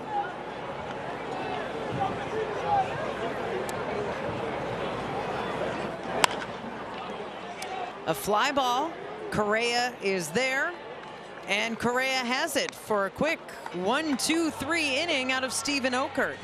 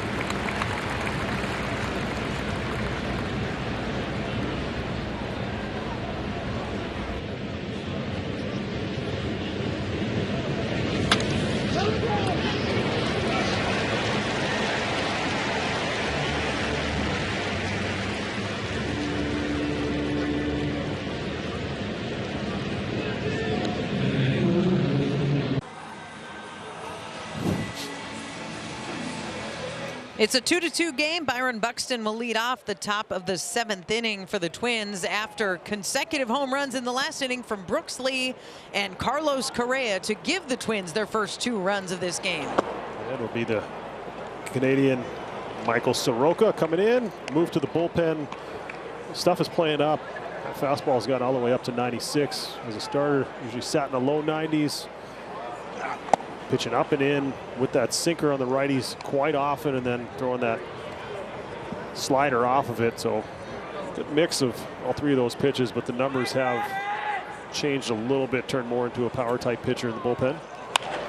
Buxton swings and lifts it and drops it into right field. And look at Buxton, he's going to go for 2. Sosa fields the ball, a head-first slide from Byron Buxton, and he turns a blooper into a double. That's exciting right there. I ain't gonna even lie. From this angle, watching Buxton turn on the Jets out of the box, he was smelling 2.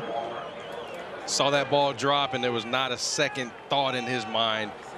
And then watching him dive into second base. Right there, sometimes you get lucky, you got jammed. Perfect spot right there. You see him right there, cut the Jets on right there. I got to be honest, I was pretty fast, I'm not going to lie, but it looks different. His strides are so long, it's so smooth. Yeah. A high fly ball out of Matt Wallner. The catch by Luis Robert Jr. and Buxton will stay right where he is. That's the thing, like Buxton, like we've been talking about those extra base hits. He's been crushing the ball over the last 2 to 3 weeks, but we've seen a couple of those hustle doubles right there. That's something that not every player obviously can do. And, you know, just to harp on it for the millionth time of how dynamic he is as a player. Leading the inning off with the double right there that probably should have been a single. Now the Twins got something going. I'm not sure there's anyone else on the field that has a double on that. Like his totally ability agree. to turn on and find that extra gear that nobody else have. It's incredible. And his instincts of when he needs to use it. Yep. That's the difference between him now and where he was at a couple years ago. He understands the way his body's working, but it's a 2-2 game. And if he can get himself to second base, he can score on a single. Ryan Jeffers does not swing. 2 balls, no strikes. Buxton on second base right now is the first base runner the Twins have had in scoring position since the first inning of game 1. Got a couple runners to first base in game 1, but none to second or third. And then the home runs have been it in this game. It's been a battle, to say the least. And there was some hard contact, but really not a lot of pressure on Thorpe. He did give up the 2 home runs, but you're right. He really had to concern himself with a single scores a run. He was really able to pitch comfortably and finally got a little pressure on Soroka now. But I love 400-foot home runs. I love that ball Correa hit. But to me, watching Buxton run is one of the best things you can see at a ball game. You were waving him out of the box when that ball dropped, Justin. You were waving him onto second base. You were hoping he turned on the Jets, and he did. And maybe it's just because it's not something I ever had. So would have been fighting to get myself to first base on that ball and not getting thrown out. That's why I was just cheesing. I didn't move. I was just cheesing because it's just such a sight to see. You were just taking it in? I really was. I really was, man. Like I said, I don't have many games up here in the booth, and to see that explosiveness from this vantage point is different. It's special. I mean, he's got Olympic sprinter speed. Yeah. On a baseball field, yeah. Where he's not running in a straight line. I mean, this is making the turn and flying into second base. Now you got to find a way to score him. Jeffers chops one. I've always thought it was the length of the stride. Yeah. I mean, there's a smoothness to the run, no doubt, but it's like the length of the stride from a guy who's, it's not like he's 7 feet tall and you expect that. It just, the amount of ground he covers in a short amount of time is jaw-dropping. Started to slide about 18 feet from second base. He literally dove. As if he was like diving in a swimming pool or something. And Soroka is paying attention to him right now, turns and looks at Buxton. Yeah, he does. Probably not aware that Buxton does not steal third base. He figures he can score on any hit from second base, so doesn't like to push the envelope when he's out there. Here's the 3-2 to Jeffers. That's going to reach the seats. Soroka tore his Achilles twice. A great comeback story. Atlanta didn't have a spot for him. Ends up here with the White Sox with an opportunity. Kind of remade his delivery, changed some things, tried to find a way to stay healthy, stay on the field, and give himself a chance to continue his career that started off so promising. As a rookie, he was tremendous. Just battled injuries since, but he's back out here. Jeffers lines one into left field. Coming in is Benintendi. but Buxton is going to round third base easily and score the go-ahead run. An RBI for the Twins to take the lead off the bat of Ryan Jeffers. It's the hit right there the Twins were looking for. Buxton on second base. You see this two-seamer riding in on Jeffers. He pulled his hands in so nicely, was able to get enough of that ball to get it over Mendick's head. Mendick's head, and brought in Buxton. Buxton's speed creates this play. I agree. Everyone else is standing on first base. I agree. Should be first and second. It's Buxton completely taking that inning over, just understanding that Twins needed a spark, and you know how it is when somebody's hustling, when somebody's flying around the bases, it gets everybody up on the bench. It does. It kind of wakes you up. You're in the second game of a doubleheader, not a whole lot going on in this game offensively, and all of a sudden you get everybody up and going. And then Jeffers comes through with the big hit, even though he got jammed. You mentioned it, pulled the hands in. Just a great sequence right there, and another way that Buxton can take over a game and change a game.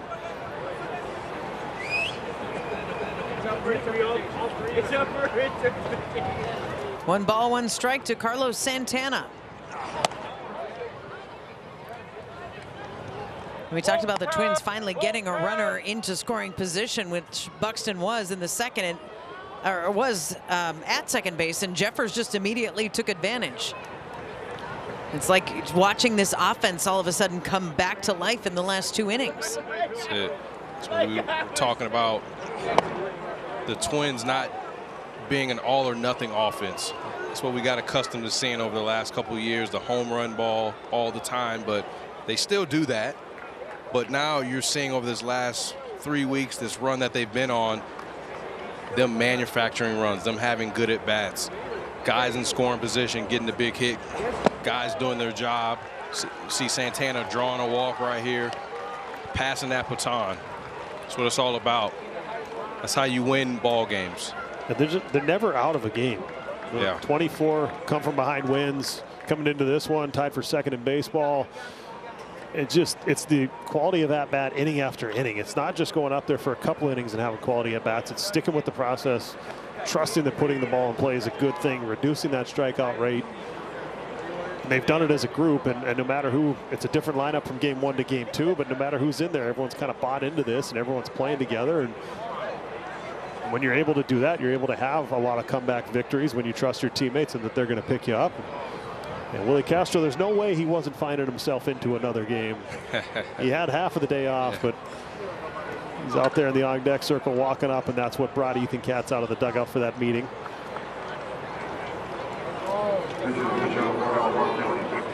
And so it will be a pinch hit situation. Willie Castro into bat for Kyle Farmer. And Castro comes to the plate with runners on first and second and 1 down.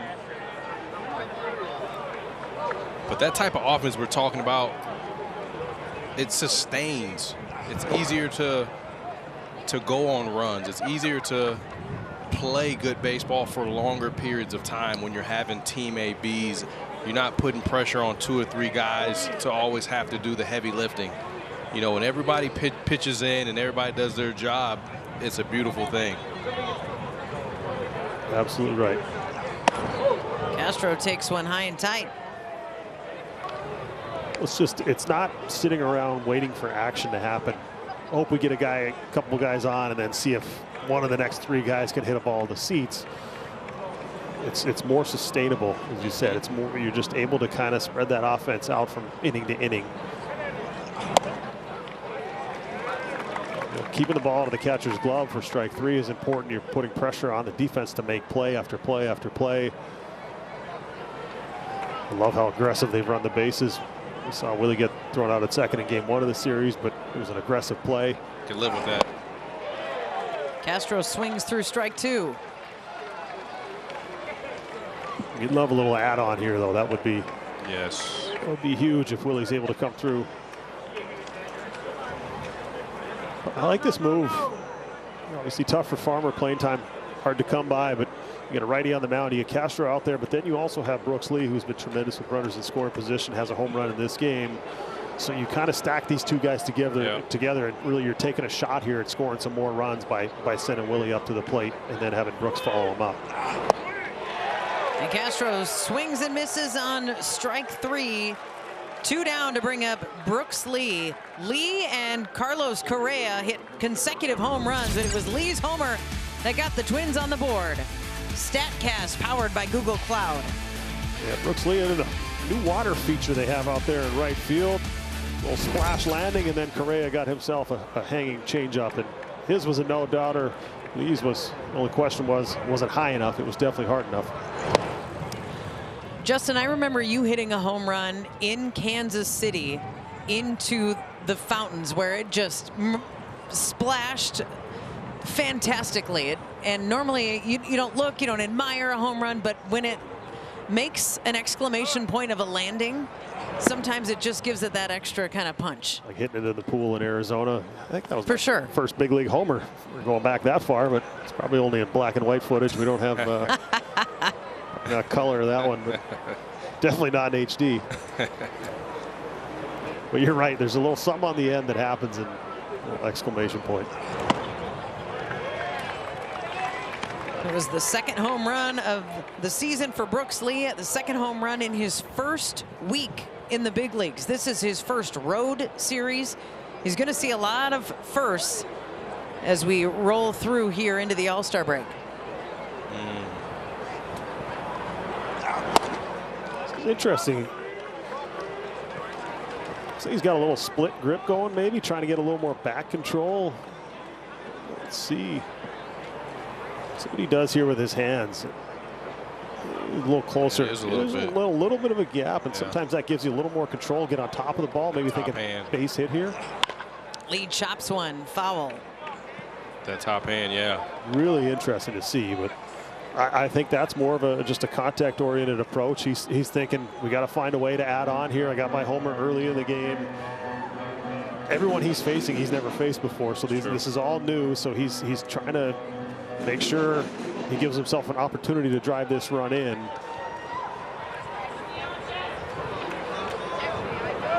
Really interesting.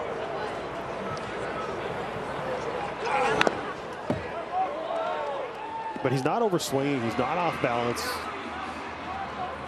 He hasn't seemed overwhelmed by any moment he's been in so far. I think both of his home runs, too, have come from the left side of the plate, and both of them have been helmet near droppers. That first one, that helmet rolled down his back, and he caught it behind his back to add a little flair to his first big league home run. The second one just bobbled a little bit. There's strike 3 to Lee. So the Twins leave a couple, but they got an RBI out of Ryan Jeffers. Byron Buxton flying around the bases.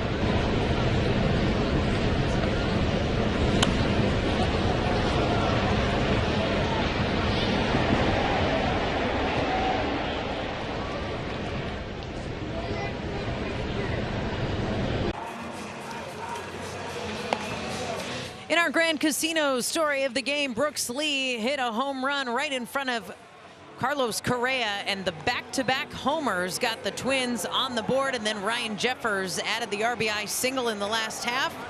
And that has given the Twins a 3-2 lead as we start the bottom of the 7th inning.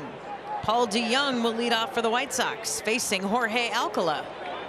He's been tremendous since he was recalled from the minor leagues.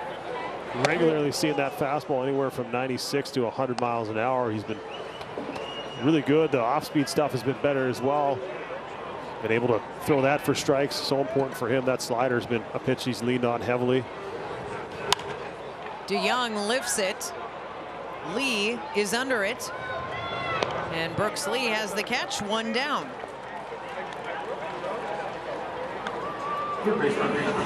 And Willie Castro pinch hit and will stay in the game, playing second base, replacing Kyle Farmer.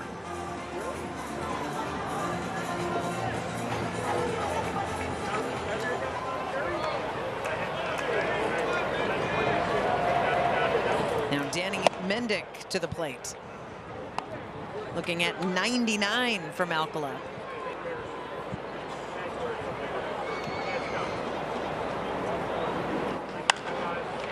It's crazy to think once Brock Stewart is back and healthy, hopefully sooner rather than later, the arms the Twins are going to have down that bullpen. Duran averaging over 100 miles an hour with his fastball. Alcala's velocity, Brock Stewart's velocity. There's a lot of hard throwers. Griffin Jacks. With closer type stuff. Yep. I mean, you got lockdown guys that could close for many teams across the game. Twins are, like most bullpens do now, but Twins especially are going to feature some power arms that are able to shorten games.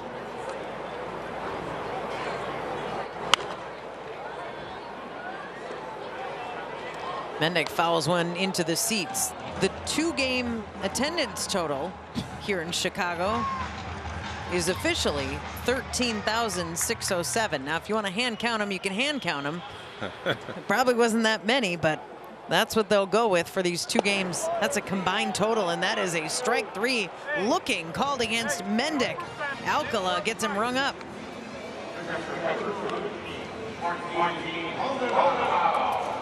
Fastball at 99, bottom part of the zone. Not sure if Jeffers wanted that pitch up. It looked like he was giving him the high target, but absolutely froze Mendick there. And now Martin Maldonado, who does have a home run in this game, hit that one in the 3rd inning. Come on, Martin, you can do it!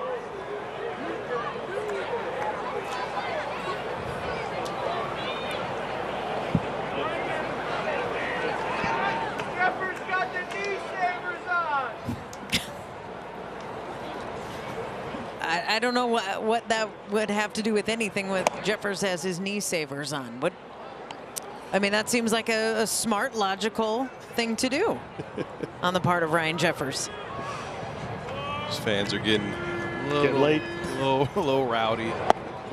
Well, what do you guys think of this stance that Jeffers uses with the one leg out? It's not the way we used to see catchers, but if it's effective and it works. I'll let you take that one. You caught. I've never caught in my life. Lee gives it a run, and it comes back in play. I thought that was for sure in the seat. Brooks Lee stayed with it and made the catch. That ball went from what looked like foul territory, blew back into fair, and Jorge Alcala says, "Thank you very much, Brooks Lee."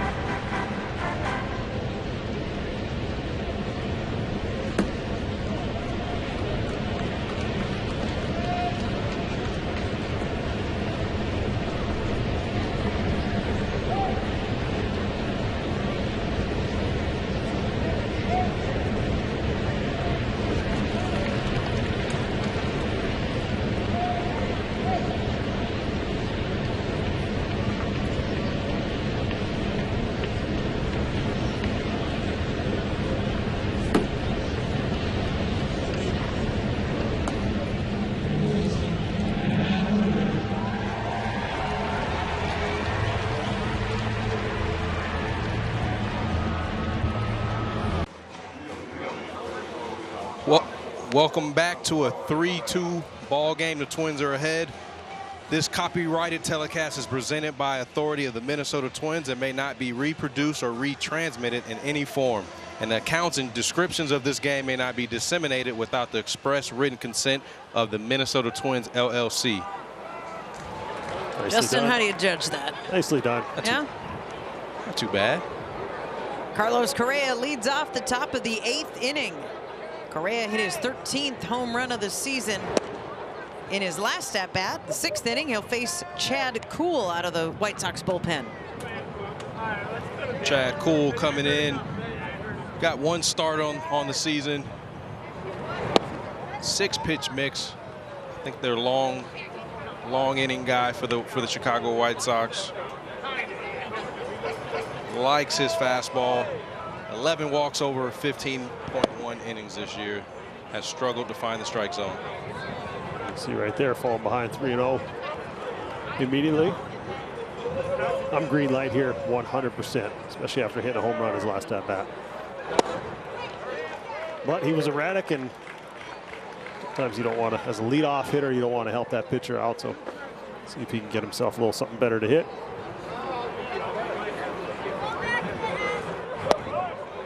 Correa takes the leadoff walk. A runner aboard for Max Kepler. I like this matchup with the movement, the way Kepler hits it. I like this opportunity for a double to the right center field gap. Okay. Is that a call? I mean, it's not officially a call. Okay. It's kind of like a weatherman call. It was like a 50% chance of rain either way. I'm right. Okay. How are you right either way though? Well, it's not a call, so if he doesn't do it, I'm not wrong. I got you. So you got 1 foot in, 1 foot out. Yeah. Okay. Bold. Yeah, very. That was it. Yeah, that was the pitch right there. That was very courageous of me, wasn't it? It was. I think Max is setting him up though. Make him think he can't hit that fastball up there. Oh, that one gets away from Maldonado. Correa will just jog into second base. The ball took off. Yeah, this was really late movement. I think he was trying to go in, and that ball just caught the seams and just flew on him.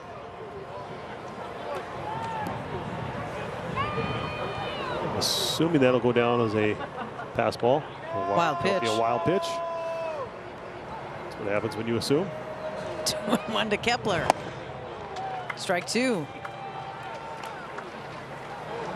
Can you guys identify the pitch from here, from our vantage point, slider, fastball, breaking ball, whatever, without seeing it on a screen? Every pitch is available on the screen. That's the only way I know what it is.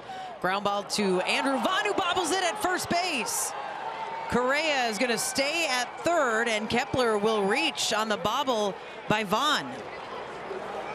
Well, any opportunity you have to score a run, Twins will take it. This will be an E3.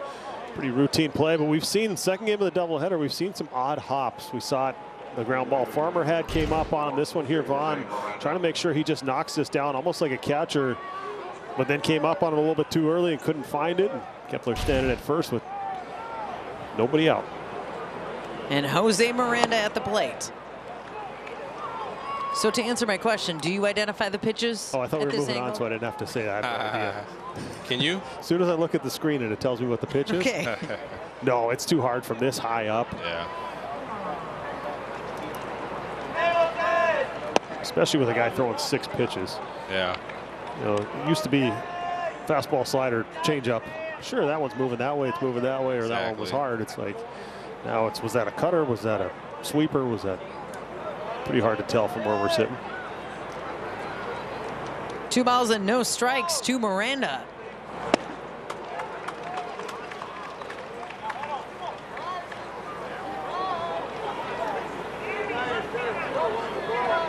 A big opportunity here for the Twins to give it a little breathing room, up by 1 after losing game 1 of this doubleheader. Trying to leave here with a series win. Miranda chops it Back to Cool. Cool's going to look at Correa, and Correa spins, and now they've got the runner hung up. Kepler dives into third base, and he's safe, so Kepler advances. Kepler's at third, Miranda's at first, Correa's out on the play, and looks like Kepler might be hurt. Yeah. Don't just sand in his eye, maybe. Yep, just got to wipe the eyes. See Tommy Watkins over there. Maybe trying to signal to the dugout. Trying to get a towel, but Correa does the right thing here. He was going on contact. He sees it's back to the mound, so he stops and tries to get in a rundown, and then Cool doesn't make a good throw to second base. Just a play not executed. Kepler got on base by an error, and now he's on third base. Another failure of the White Sox to execute a play where it looked like they were going to get 2 outs on a ball that was tapped back to the mound. I think if Cool could do that over again, he probably would run towards the runner, you think, towards Kepler? I think if he makes a good throw, you get him. You get him? Right. Yeah. As soon as he had to jump to catch that ball. Most of the time in a rundown, when you see the runner's back, when he shows you his numbers, that's when you go ahead and fire. You've got to move it in one direction. Yeah. You get the ball ahead of whatever direction he's going. You get the ball in the hands of the second baseman, the shortstop, whoever's standing out there at second base on that play. And now we'll have a visit from the White Sox training staff. Looks like Kepler's okay, though, at third base. Kids, grab your glove, because the Twins Community Fund is bringing a free youth clinic to a field near you. Register at playballmn.com.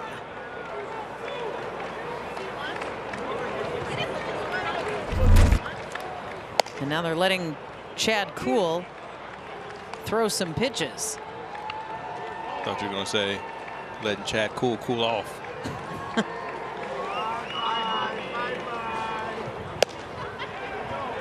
Wonder if it came on that rundown with Correa. Making sure he's okay. So Kuhl is cool. He's going to stay in the game, and so is Kepler. There we go, Marty. with Miranda at first. So runners on the corners, one down, and Byron Buxton coming up. Buxton doubled on that bloop into short right field in his last at bat. Yeah, created a run with his speed, turned a single into a double, and then was able to score on a line drive that he froze on, and now see if he can have an impact with his bat. The White Sox playing the infield in, understanding Buxton being a very hard player to double up. So you're going to play it in, you're trying to cut Kepler down at the plate. If you get a ball right at the second baseman, hard hit to the shortstop, maybe you try and turn it, but other than that, they're probably coming home with this ball. Buxton lines it, caught by DeYoung. And Miranda gets back to first base. 106 off the bat of Byron Buxton, an absolute rocket to Paul DeYoung. So the ball he hits off the fist is a double, and this is just an out. What a game. This game is amazing. What a game. Good base running right there from both Miranda and Kepler. Freezing on the line drive, being able to get back. Which is a tough read, because off the bat, you know, you hear that sound and you want to get out there and try to get to third base if you're Miranda, but he froze and did the right thing, and now the inning continues. And it continues with Matt Wallner.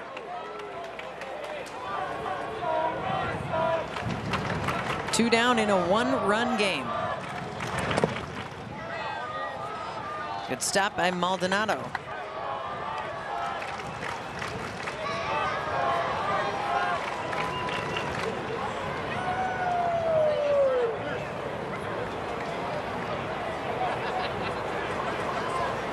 Good time for Wallner to hit a bullet here with two down, and the Twins just leading by one. Hit him. He'll take first base, so Wallner will load things up for the Twins and for Ryan Jeffers. Not too often you hear him let you know that it hurt. That one got him a little bit. Also doesn't help that there's not many people left in the ballpark at the end of this second game of the doubleheader, but oh yeah, hit him in that knee. Ooh, top of the knee. Just clipped him. And then Maldonado. Oh, the umpire got hit too. Well, 3 for 1. Jeffers with the bases full and 2 down. Takes strike 1 from Kuhl. The bases are loaded by the Twins without a hit. A walk, an error, a fielder's choice, a hit by pitch. We'll take them how we can get them.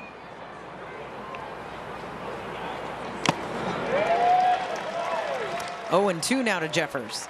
Oh, it was a hanger. That's one he'll want back. That early in the season when he was swinging the bat really well, he was not missing those pitches. He was on time. He just fouled it off. And that right there might be as frustrating as anything as a hitter. He's missing those ones you know you should crush. Jeffers lays off of that one.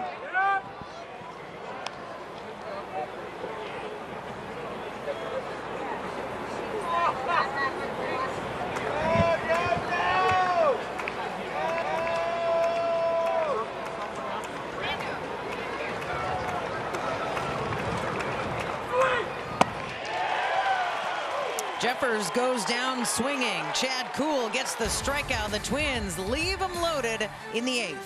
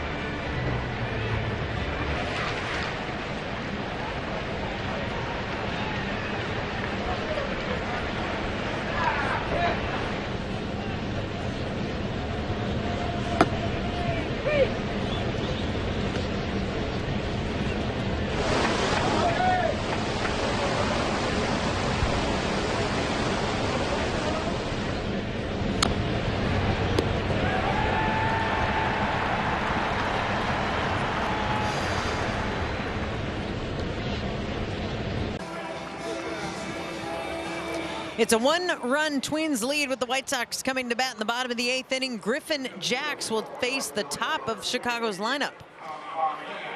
Hey, we saw him in game 1 of this series. Gave up a run in that outing, but faced Luis Robert, was one of the hitters he faced a couple of nights ago. He'll see him third this inning, but his stuff has been great.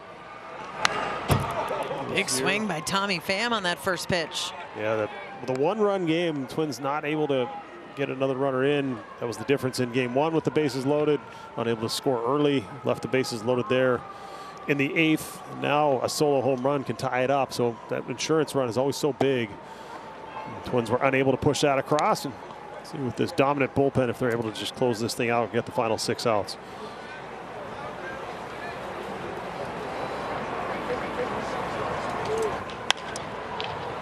Pham lifts the fly ball. It's Willie Castro out to make the catch for the first out of the 8th.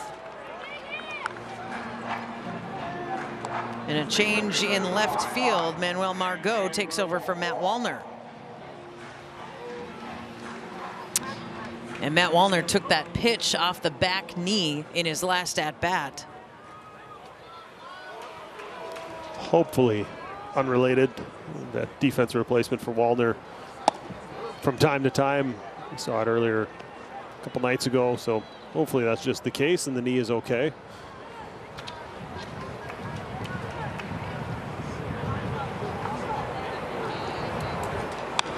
Andrew Vaughn fouls that second pitch from Jax off. Looks to be okay. You got to think that if he wasn't okay, he would be underneath that tunnel. Trying to figure out why my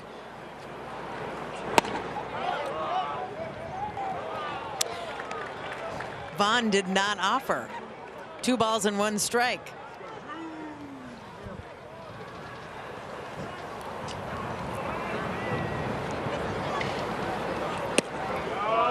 And again, Jax misses. 3-1.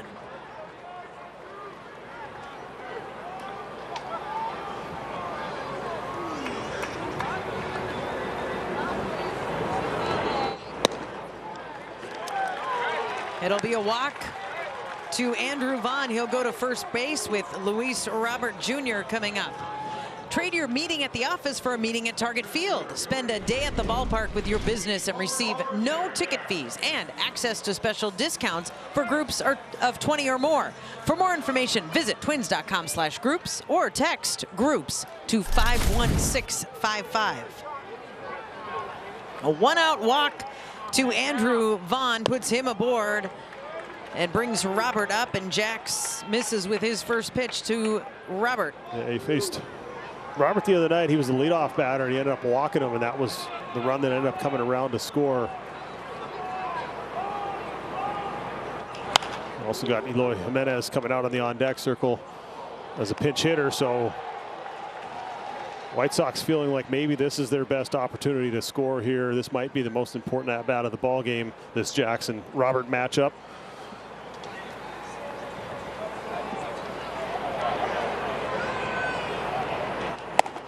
Robert swings and misses. 97 on the 4-seam fastball, which I read off the screen.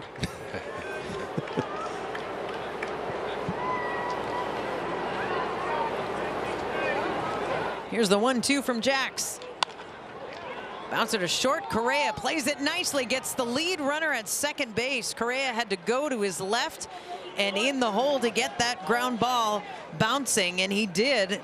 Fielded it well and got Andrew Vaughn at second base. This is a trade-off you'll probably take as the White Sox. Now Robert's a threat to steal, but this is a good play. It had topspin. We saw earlier in the game, in game 1, Willie Castro retreating on that ground ball to give himself an angle. Correa doing the same thing there, giving himself a chance to get a good hop on a ball that was hit with a ton of topspin. But now this meeting between Jackson, Jeffers, and Correa, I think, has much to do with how they want to pitch to Jimenez, as it does with trying to keep Luis Robert Jr. at first base and stop him from stealing. So I know I mentioned he came out on the on-deck circle. He did pinch hit in the 6th inning, so not his first at-bat of the game, but still, this is a great opportunity for the White Sox with these 2 power bats hitting back-to-back here. 2 for 11 in his career against Jax with 5 strikeouts.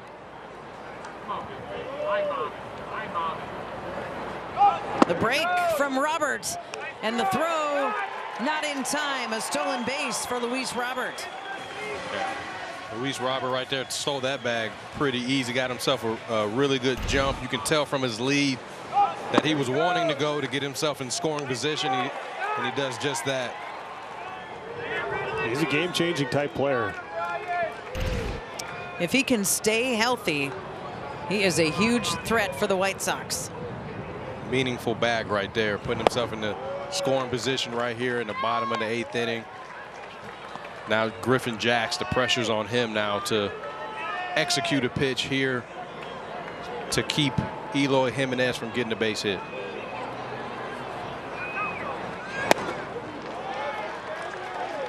You wonder if they're, with that base open now, are they going to pitch a little more carefully? Tough thing to pitch around a guy, to face a younger hitter, to put the go-ahead run on base. We'll see what this next pitch is. It should tell us a lot. Inside to Jimenez for ball 3. He blew him up the other night, and I feel like he was sitting slider. That pitch right there looked like he had no intent of swinging at a fastball. That ball ran in. It started on the inside corner, but he didn't even flinch. Jimenez watches that one. Looks to me like he's maybe looking for that sweep. Slider, you think, or the sweeper? Trying to hunt that pitch, maybe.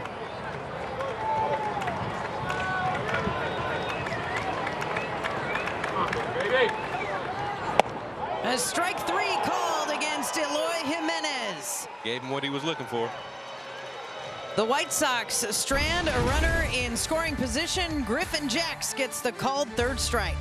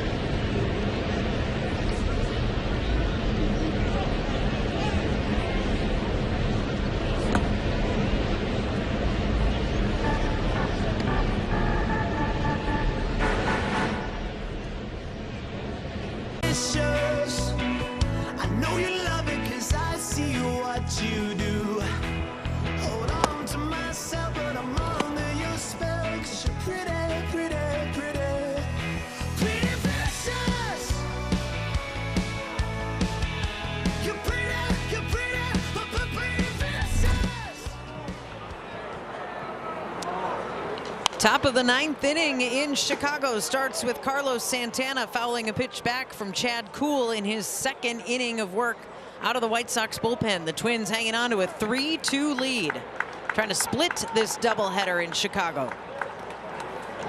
Left them loaded last inning, see if they can get another opportunity. Some mistakes by the White Sox. Gave them that chance, a walk, an error. Unable to capitalize. Santana rips one to center field. Luis Robert over there to catch it for the out.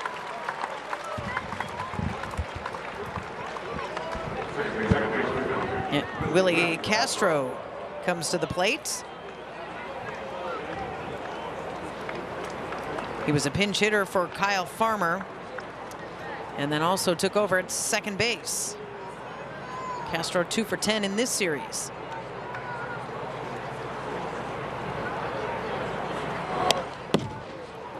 Off the glove into the backstop.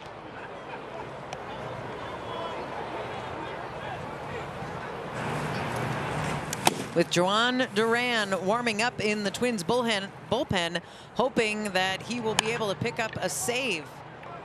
Skied to center. Roberts has both outs of the inning. The Twins have kept him busy today. They sure have. Now Brooks Lee with 2 down. Lee hit a home run in the 6th inning.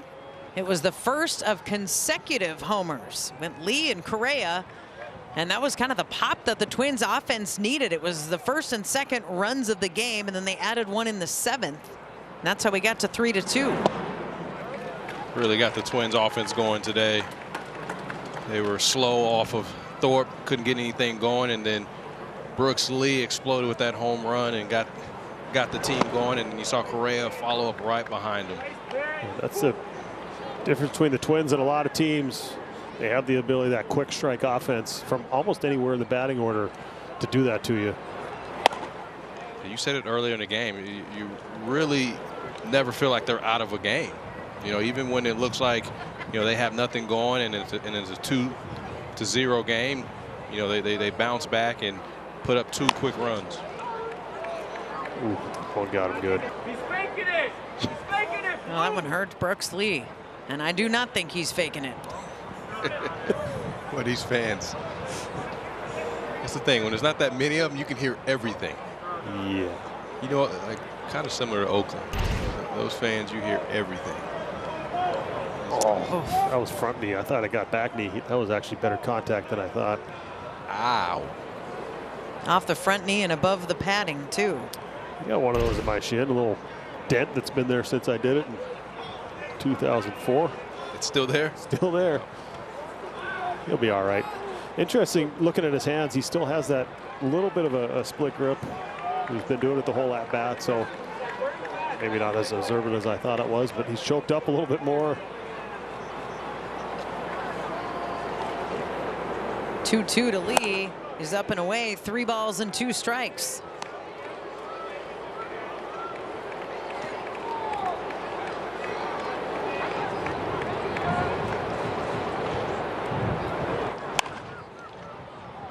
A foul ball into left field. Benintendi watches it go off the net. I think he's going to be a hard guy to defend throughout his career if he's able to. We saw him hit a ball hard to left field earlier, home run to right. He'll take his base hits up the middle. You can't just really play him one way. The infield has him shaded a little different when he hits the ball on the ground, but an approach that can be sustainable for a long time, it looks like. A fly ball to center field, and Luis Robert makes all 3 outs in this half inning. He has 15 putouts in the doubleheader. We'll go to the bottom of the 9th.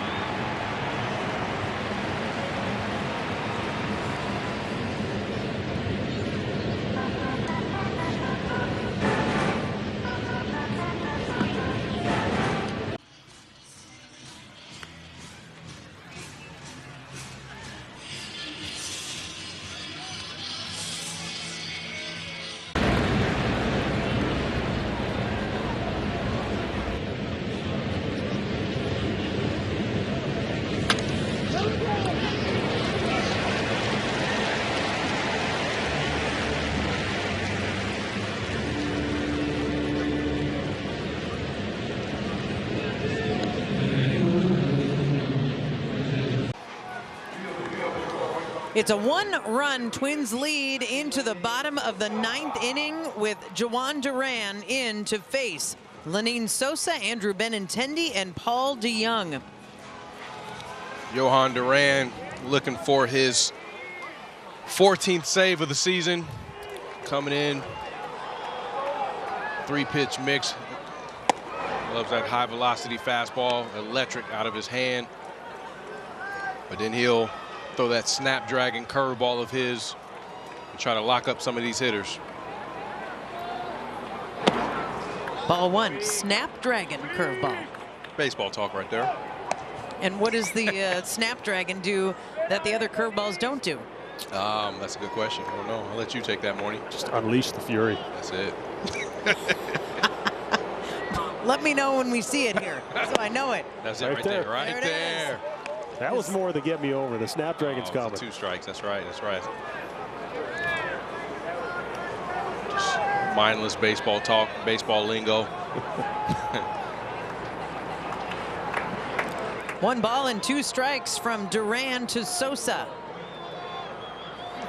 Strike 3, swing and a miss on a 101 fastball. Just reached back, overpowered him, top of the zone, worked ahead. And good luck. Man, that gets to the mitt in a hurry. Not a whole lot of time to make up your mind if you're going to swing them. And now here's Benintendi. As a hitter, how different does 101 look even compared to 96? It's very It's a difference of 5 miles an hour. It's very different, yeah. Yeah, there's a bigger jump from, at least seeing wise, you know, from 95 to 98 even than there is from like 92 to 95. Really? Just the reaction time obviously is shorter, but just the way it looks, it's almost like you're trying to hit a golf ball coming in there. Just, it's a blip, and good luck. Benintendi chops one. Lee will make the play. Brooks Lee on the high chopper comes across and throws it out for out number 2. Up next, the Twins are heading west for a showdown with the Giants. The series begins Friday at 8:30 as San Fran native Joe Ryan takes the mound on Bally Sports. Denard, you will be heading on with the team to San Francisco for that series. I will be. Looking forward to going back to San Francisco. It's been a couple years there, and a unique city, unique ballpark, and Well, any team that you played for that wasn't the Twins, I've just blocked it out of my mind. I appreciate that, man. You know, I'm a Say Twin. right back at you. I'm a Twins at heart. You know that. Whoa, 102 on consecutive pitches from Juan Duran. Yeah, there has been some, I don't know, big deal, but attention paid to the fact that his fastball velocity is down, but he still has something in there. 3 in a row at 102 now. Maybe sensing the end, trying to close this thing out and just really letting it eat. If he goes above the zone, he can get a strikeout. He can throw that Snapdragon. Below the zone, see if he can get a swing and miss. He's got a lot of options right here with the weapons that he has. And there is 101, and there is strike 3. Juan Duran gets DeYoung for the 3rd out, and the Twins win it 3-2. They split the doubleheader. They get the series win in Chicago. It's the 6th consecutive series win for the Twins. This team is rolling right now. After the off day, came out a little bit sluggish in that first game, unable to score, but bounced back in the second game. A couple of big swings. The rookie Brooks Lee kind of woke everybody up. Correa doing what he's done, and then Byron Buxton taking it over with his speed, creating a run on his own with a big hit from Jeffers. Great job by the bullpen shutting it down. All in all, a great bounce back in the afternoon. Happy flight and a series win. Great team win right there by the Twins, bouncing back from game 1. Really nice to get the momentum going into that day off. You like to see how they continue to fight back, battling against Drew Thorpe, Brooks Lee, Carlos Correa, Byron Buxton, and Ryan Jeffers coming up big for the Twins offensively. A 1-run win for the Twins. They'll leave Chicago happy. Twins Live is coming up next.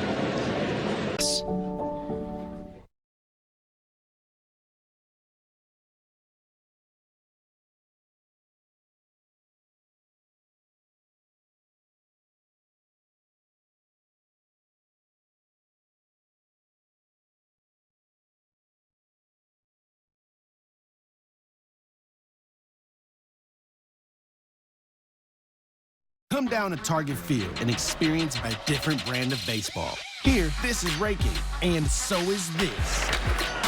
That's baseball, soda style. Keep your soda summer rolling with tickets at twins.com. Dan Stoltz here. I'm going to meet up with Tony Oliva.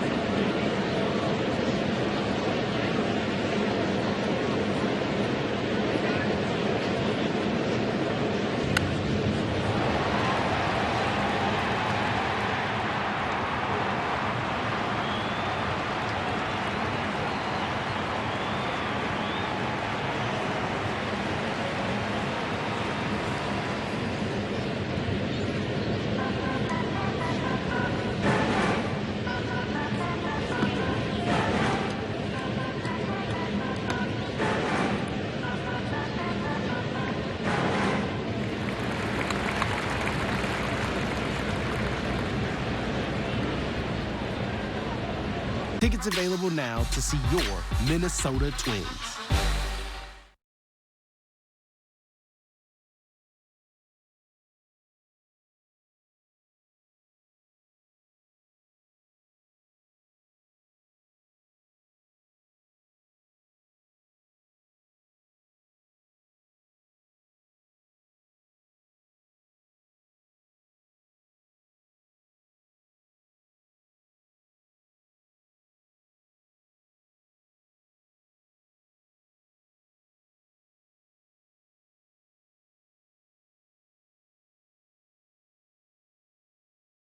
Orthopedic Studio for Twins Live. I'm Audra Martin here in Minneapolis. Joining me from LA is the one and only Trevor Plouffe. And Trevor, that's baseball sometimes. Not a lot of offense in game one, not a lot in game two either, but it was enough to walk away with a very big win.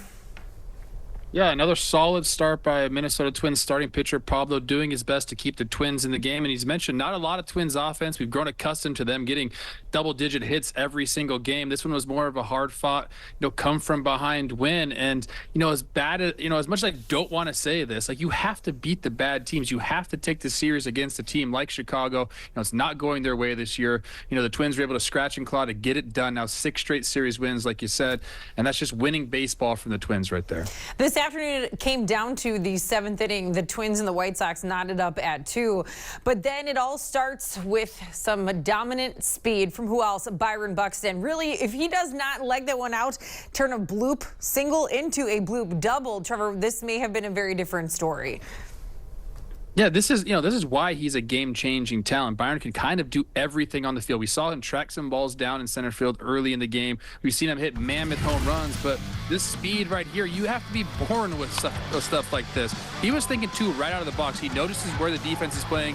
He sees the trajectory of the ball and never stopped once. And there's just not many guys in the big leagues that can make two on that. And then Jeffers, he's conjuring up what the Twins are doing offensively, having good at-bats, keeping those hands inside on a 3-2 sinker, a great at-bat, works it there, and finds grass, gets the RBI, puts his team ahead, and then the bullpen shuts it down. It's a great, great team victory right there, all started by Byron Buxton and that elite speed. And there was a fun storyline heading into game 2 as Brooks Lee was getting ready to face his former college teammate, former college roommate, and still one of his best friends in Drew Thorpe. A couple days ago in the clubhouse, I asked Brooks about the matchup. And in case you missed it, let's take a look and hear what he had to say. I hope I'm in the lineup first, but yeah, it'd be super exciting. We've already talked about it. So yeah, I'm really excited to face him. My dad will be there. He also coached him, so it'll be a cool experience. Yeah, it'll be emotional. like when he got called up, it was like I felt like so happy for him, and that was a few weeks ago. And it's just like there's nothing better than seeing one of your teammates, but best friends, succeed, and at the highest level too. So I don't want him to succeed on Wednesday, but you know, maybe after that he can. Who do you think will win the battle between the two of you? I would say me, always. Well, it turns out he was right on the money. I mean, well, Thorpe did win, I guess, the first two battles. He got Brooks Lee to ground out. Then he struck him out in the third. But in the sixth, Trevor, a huge home run. That had to feel good for Brooks Lee. Yeah, I think Brooks Lee definitely won on the day. He went and tried to ambush his friend first pitch, got the ground out, and then Drew Thorpe, who looked really good during the game. I thought it was really refreshing to see a guy. He was a pitcher, you know, relying on that changeup and the off speed, gets him on 3 straight pitches to strike him out. But then this 0-1 cutter right here. This is what Brooks does. He pulls the hands in. What's up with his helmet, by the way? We got to get that thing fixed. But a great swing right there, and you see the smile. You know that's got to feel good. And then Carlos, I don't know if he was sitting on this changeup or what, but the changes were really good today. And Carlos just laid back on that one, ties the game up there, looks in the dugout for the boys. Brooks Lee definitely won on the day today. I think you can always call back on the 3-pitch strikeout, but the homer just feels so much better than that. And with the home run from Brooks Lee and then the extra home run from Carlos Correa, the Twins now have home runs in 28 straight games, tying them with the 2023 Braves for the second longest streak in history. A couple more to go to tie themselves with 31. That record belongs to the New York Yankees in 2019. All right, so Brooks Lee, one of the heroes this afternoon. Let's hear from him. He is standing by in Chicago with our crew, Marnie Geltner, Denard Span, and Justin Morneau. A great win for you today, Brooks. I know you were facing one of your best friends, a former college teammate, a former college roommate in Drew Thorpe. What was it like today for the two of you to be on the same baseball field? Yeah, it was good. Super special. I've been with him for the past few years, and we were roommates, best friends, and we got a good little group at Cal Poly that played for my dad. So it's just a great experience, and I'm so proud of both of us. Brooks, I saw you on that first AB swing at the first pitch. Wondering, you played with Drew Thorpe. Was it something that, you were sitting on, or something that, you had seen from being his teammate back in college? No, so usually he throws way more changeups to me, but I had a feeling he wasn't gonna, since he's been better with the cutter and the slider. But I just look for a fastball against him, and whatever happens, happens. I haven't hit a cutter that I missed in the previous at-bats, but I got him this time. So it's been a tremendous start to your big league career. You've done a great job. You look comfortable in all the situations. Is there anything that you've taken away from this first week in the big leagues that really stands out in your mind from all the things that you've gone through and finally achieving this dream that you've kind of been waiting for? Yeah, I just got to make sure that I keep smiling and have fun through the ups and downs. There's been a lot of ups so far, and I'm very thankful for that and blessed. But, there will always be downside too. And, when that happens, I'll just try to pick myself back up and be a great teammate and just do the basic things I always should do.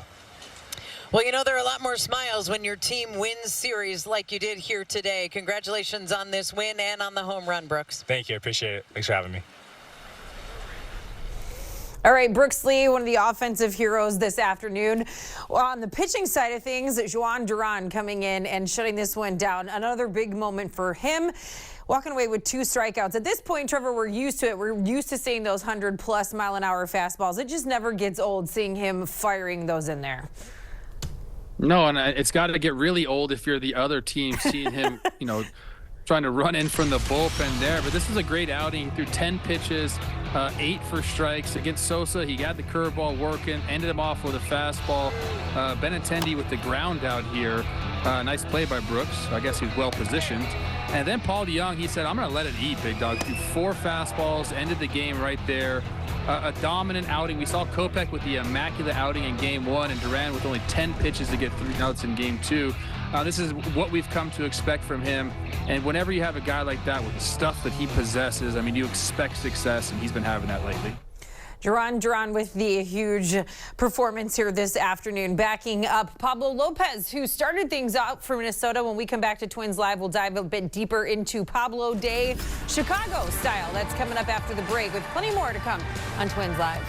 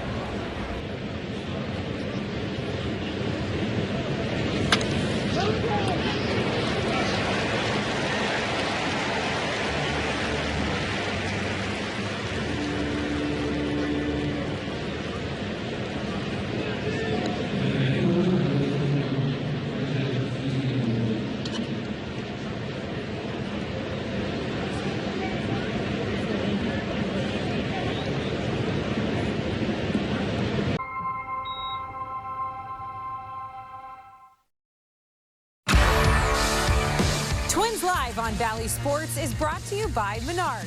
Save big money at Menards on all your home improvement needs. A big win in Game 2 this afternoon, 3-2 the final. The Twins take the series, now improving to 9-1 this season against the Chicago White Sox. On the mound this afternoon for Game 2 was Pablo Lopez, going 5 innings of work this afternoon, 4 scattered hits, 1 a big home run, but 5 strikeouts on the afternoon. When it comes to Pablo Lopez this afternoon, Trevor, the home run to Martin Maldonado, who now has home runs in back-to-back games in 3 of his last 4 games. So maybe these guys are just catching Maldonado on a bit of a hot streak. But other than that, what did you take away from Pablo Lopez this afternoon?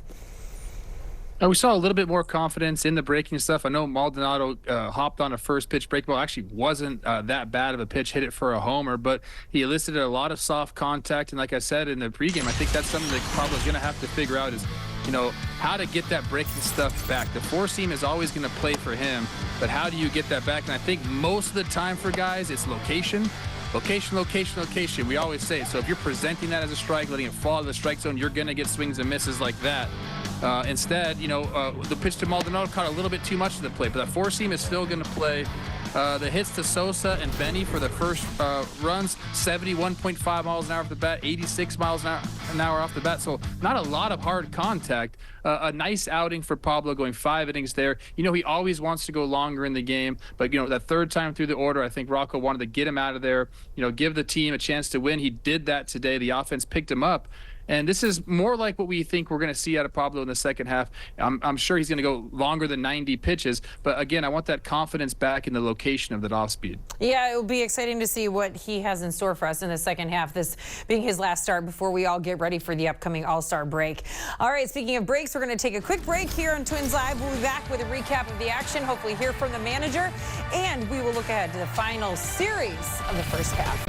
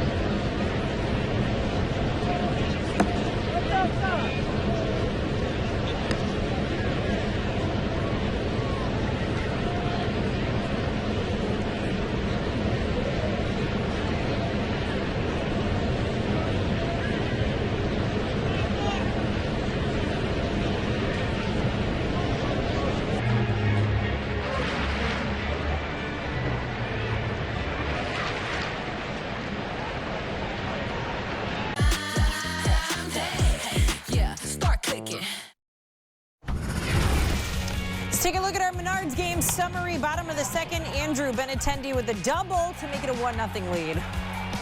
That's a good play. Apparently, if the ball lands in fair territory, bounces off the netting, that's just like it's bouncing off a wall. So we thought the umpires might have got that wrong, but they didn't. Bottom of the third, Martin Maldonado certainly swinging a hot bat. It's a solo shot to left. Yeah, sometimes you just got to tip your cap. That wasn't that bad of a pitch. First pitch of the inning, he goes and smacks one over the wall. Like I said, tip your cap sometimes to Maldi. Top of the sixth, though, the Twins finally on the board thanks to the rookie. Brooks Lee with a solo shot, his second of the season, cuts the lead in half. Yeah, what a beautiful, compact swing, able to pull the hands in. I'm going to show my son Brooks Lee's swing and say, do that, son. That's a nice swing. Very next batter, Carlos Correa sends a solo shot to left, extending his hit streak to 12 straight games. Not too many times you get to lean back on a ball like that. I bet Carlos is going to watch that one after the game and say, ooh, let's add that to the Homer highlight reel. That was a beautiful, beautiful swing. That would knot things up at 2 until the top of the 7th, when Byron Buxton would use the speed to get to second, and Ryan Jeffers uses the power and the swing to bring him home. Yeah, we talked about Byron. Not many people can do what he does. Then Jeffers there with an excellent battle at bat right there, pulling the hands in. Great job finding the outfield grass. Go ahead RBI for Jeffers. So it's a 3-2 final, a 6th straight series win, 14th save of the season for Juan Duran. And the Minnesota Twins didn't need a ton of offense to get the big W here today, but a couple of big swings from Brooks Lee, again with his second of the season. Carlos Correa extending the hit streak. And how about the fact that the Twins, again, now 13 games above 500, 5.5 games back of Cleveland. Well, speaking of Cleveland, currently losing to Detroit as we speak. We'll see if that holds as the game progresses. All right, stay with us. More to come on Twins Live, including a look at a 3-game set in San Francisco.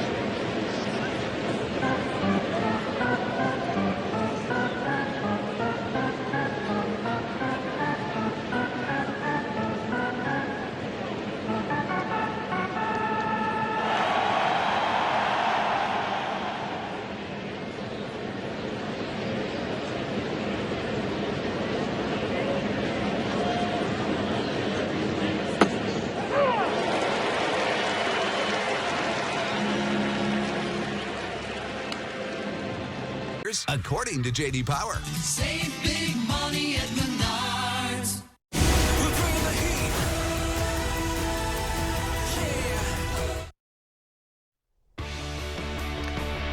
One final series stands between the Twins and the upcoming All-Star break. It's a trip to San Francisco. 3 games against the 4th place Giants, starting tomorrow night with Twins Live at 8:30 right here on Bally Sports North. Friday night will be a special night for the guy on the mound for Minnesota, Joe Ryan, the San Francisco Bay Area native, getting to pitch against the Giants for the first time in his career in an absolutely beautiful ballpark. It is, in my opinion, one of the best, Trevor. And that's going to be a special moment for Joe Ryan, who has been very solid all season long. Yeah, no, it is a beautiful ballpark, a beautiful time of the year to be up there as well. And the Giants, you know, as a team, they've been playing better. They got Blake Snell back. He won't pitch against the Twins as he pitched last night. But they're a team that's finding their offensive stride. Elliot Ramos has been a nice rookie for them. He made the All-Star team. So they're a team that they're trying to go. The Twins they're on their way up and they're playing good ball, and the Giants are trying to become like the Twins. So it's going to be a difficult series for the Twins going out on the West Coast trip. But beautiful for Joe Ryan to be able to pitch in front of his family, in front of what essentially is his home ballpark. All right, should be a good series. Hopefully the Twins can make it 7 straight series wins heading into the All-Star break. Rocco Baldelli, if you're waiting for his post-game conference, you can catch that on our social media pages. But until then, he's getting ready for what will be a now happy flight to San Francisco. Trevor, always great to work with you. I'm excited to work with you on the road here coming up. So that'll be fun. Appreciate you joining us from LA. Enjoy the rest of your night, buddy. We'll see you next time. And for Twins fans at home, thank you for joining us all series long. It's a 3-2 win this afternoon, a series win for the Twins, and we look forward to seeing you from San Francisco tomorrow, Friday night. We'll see you then.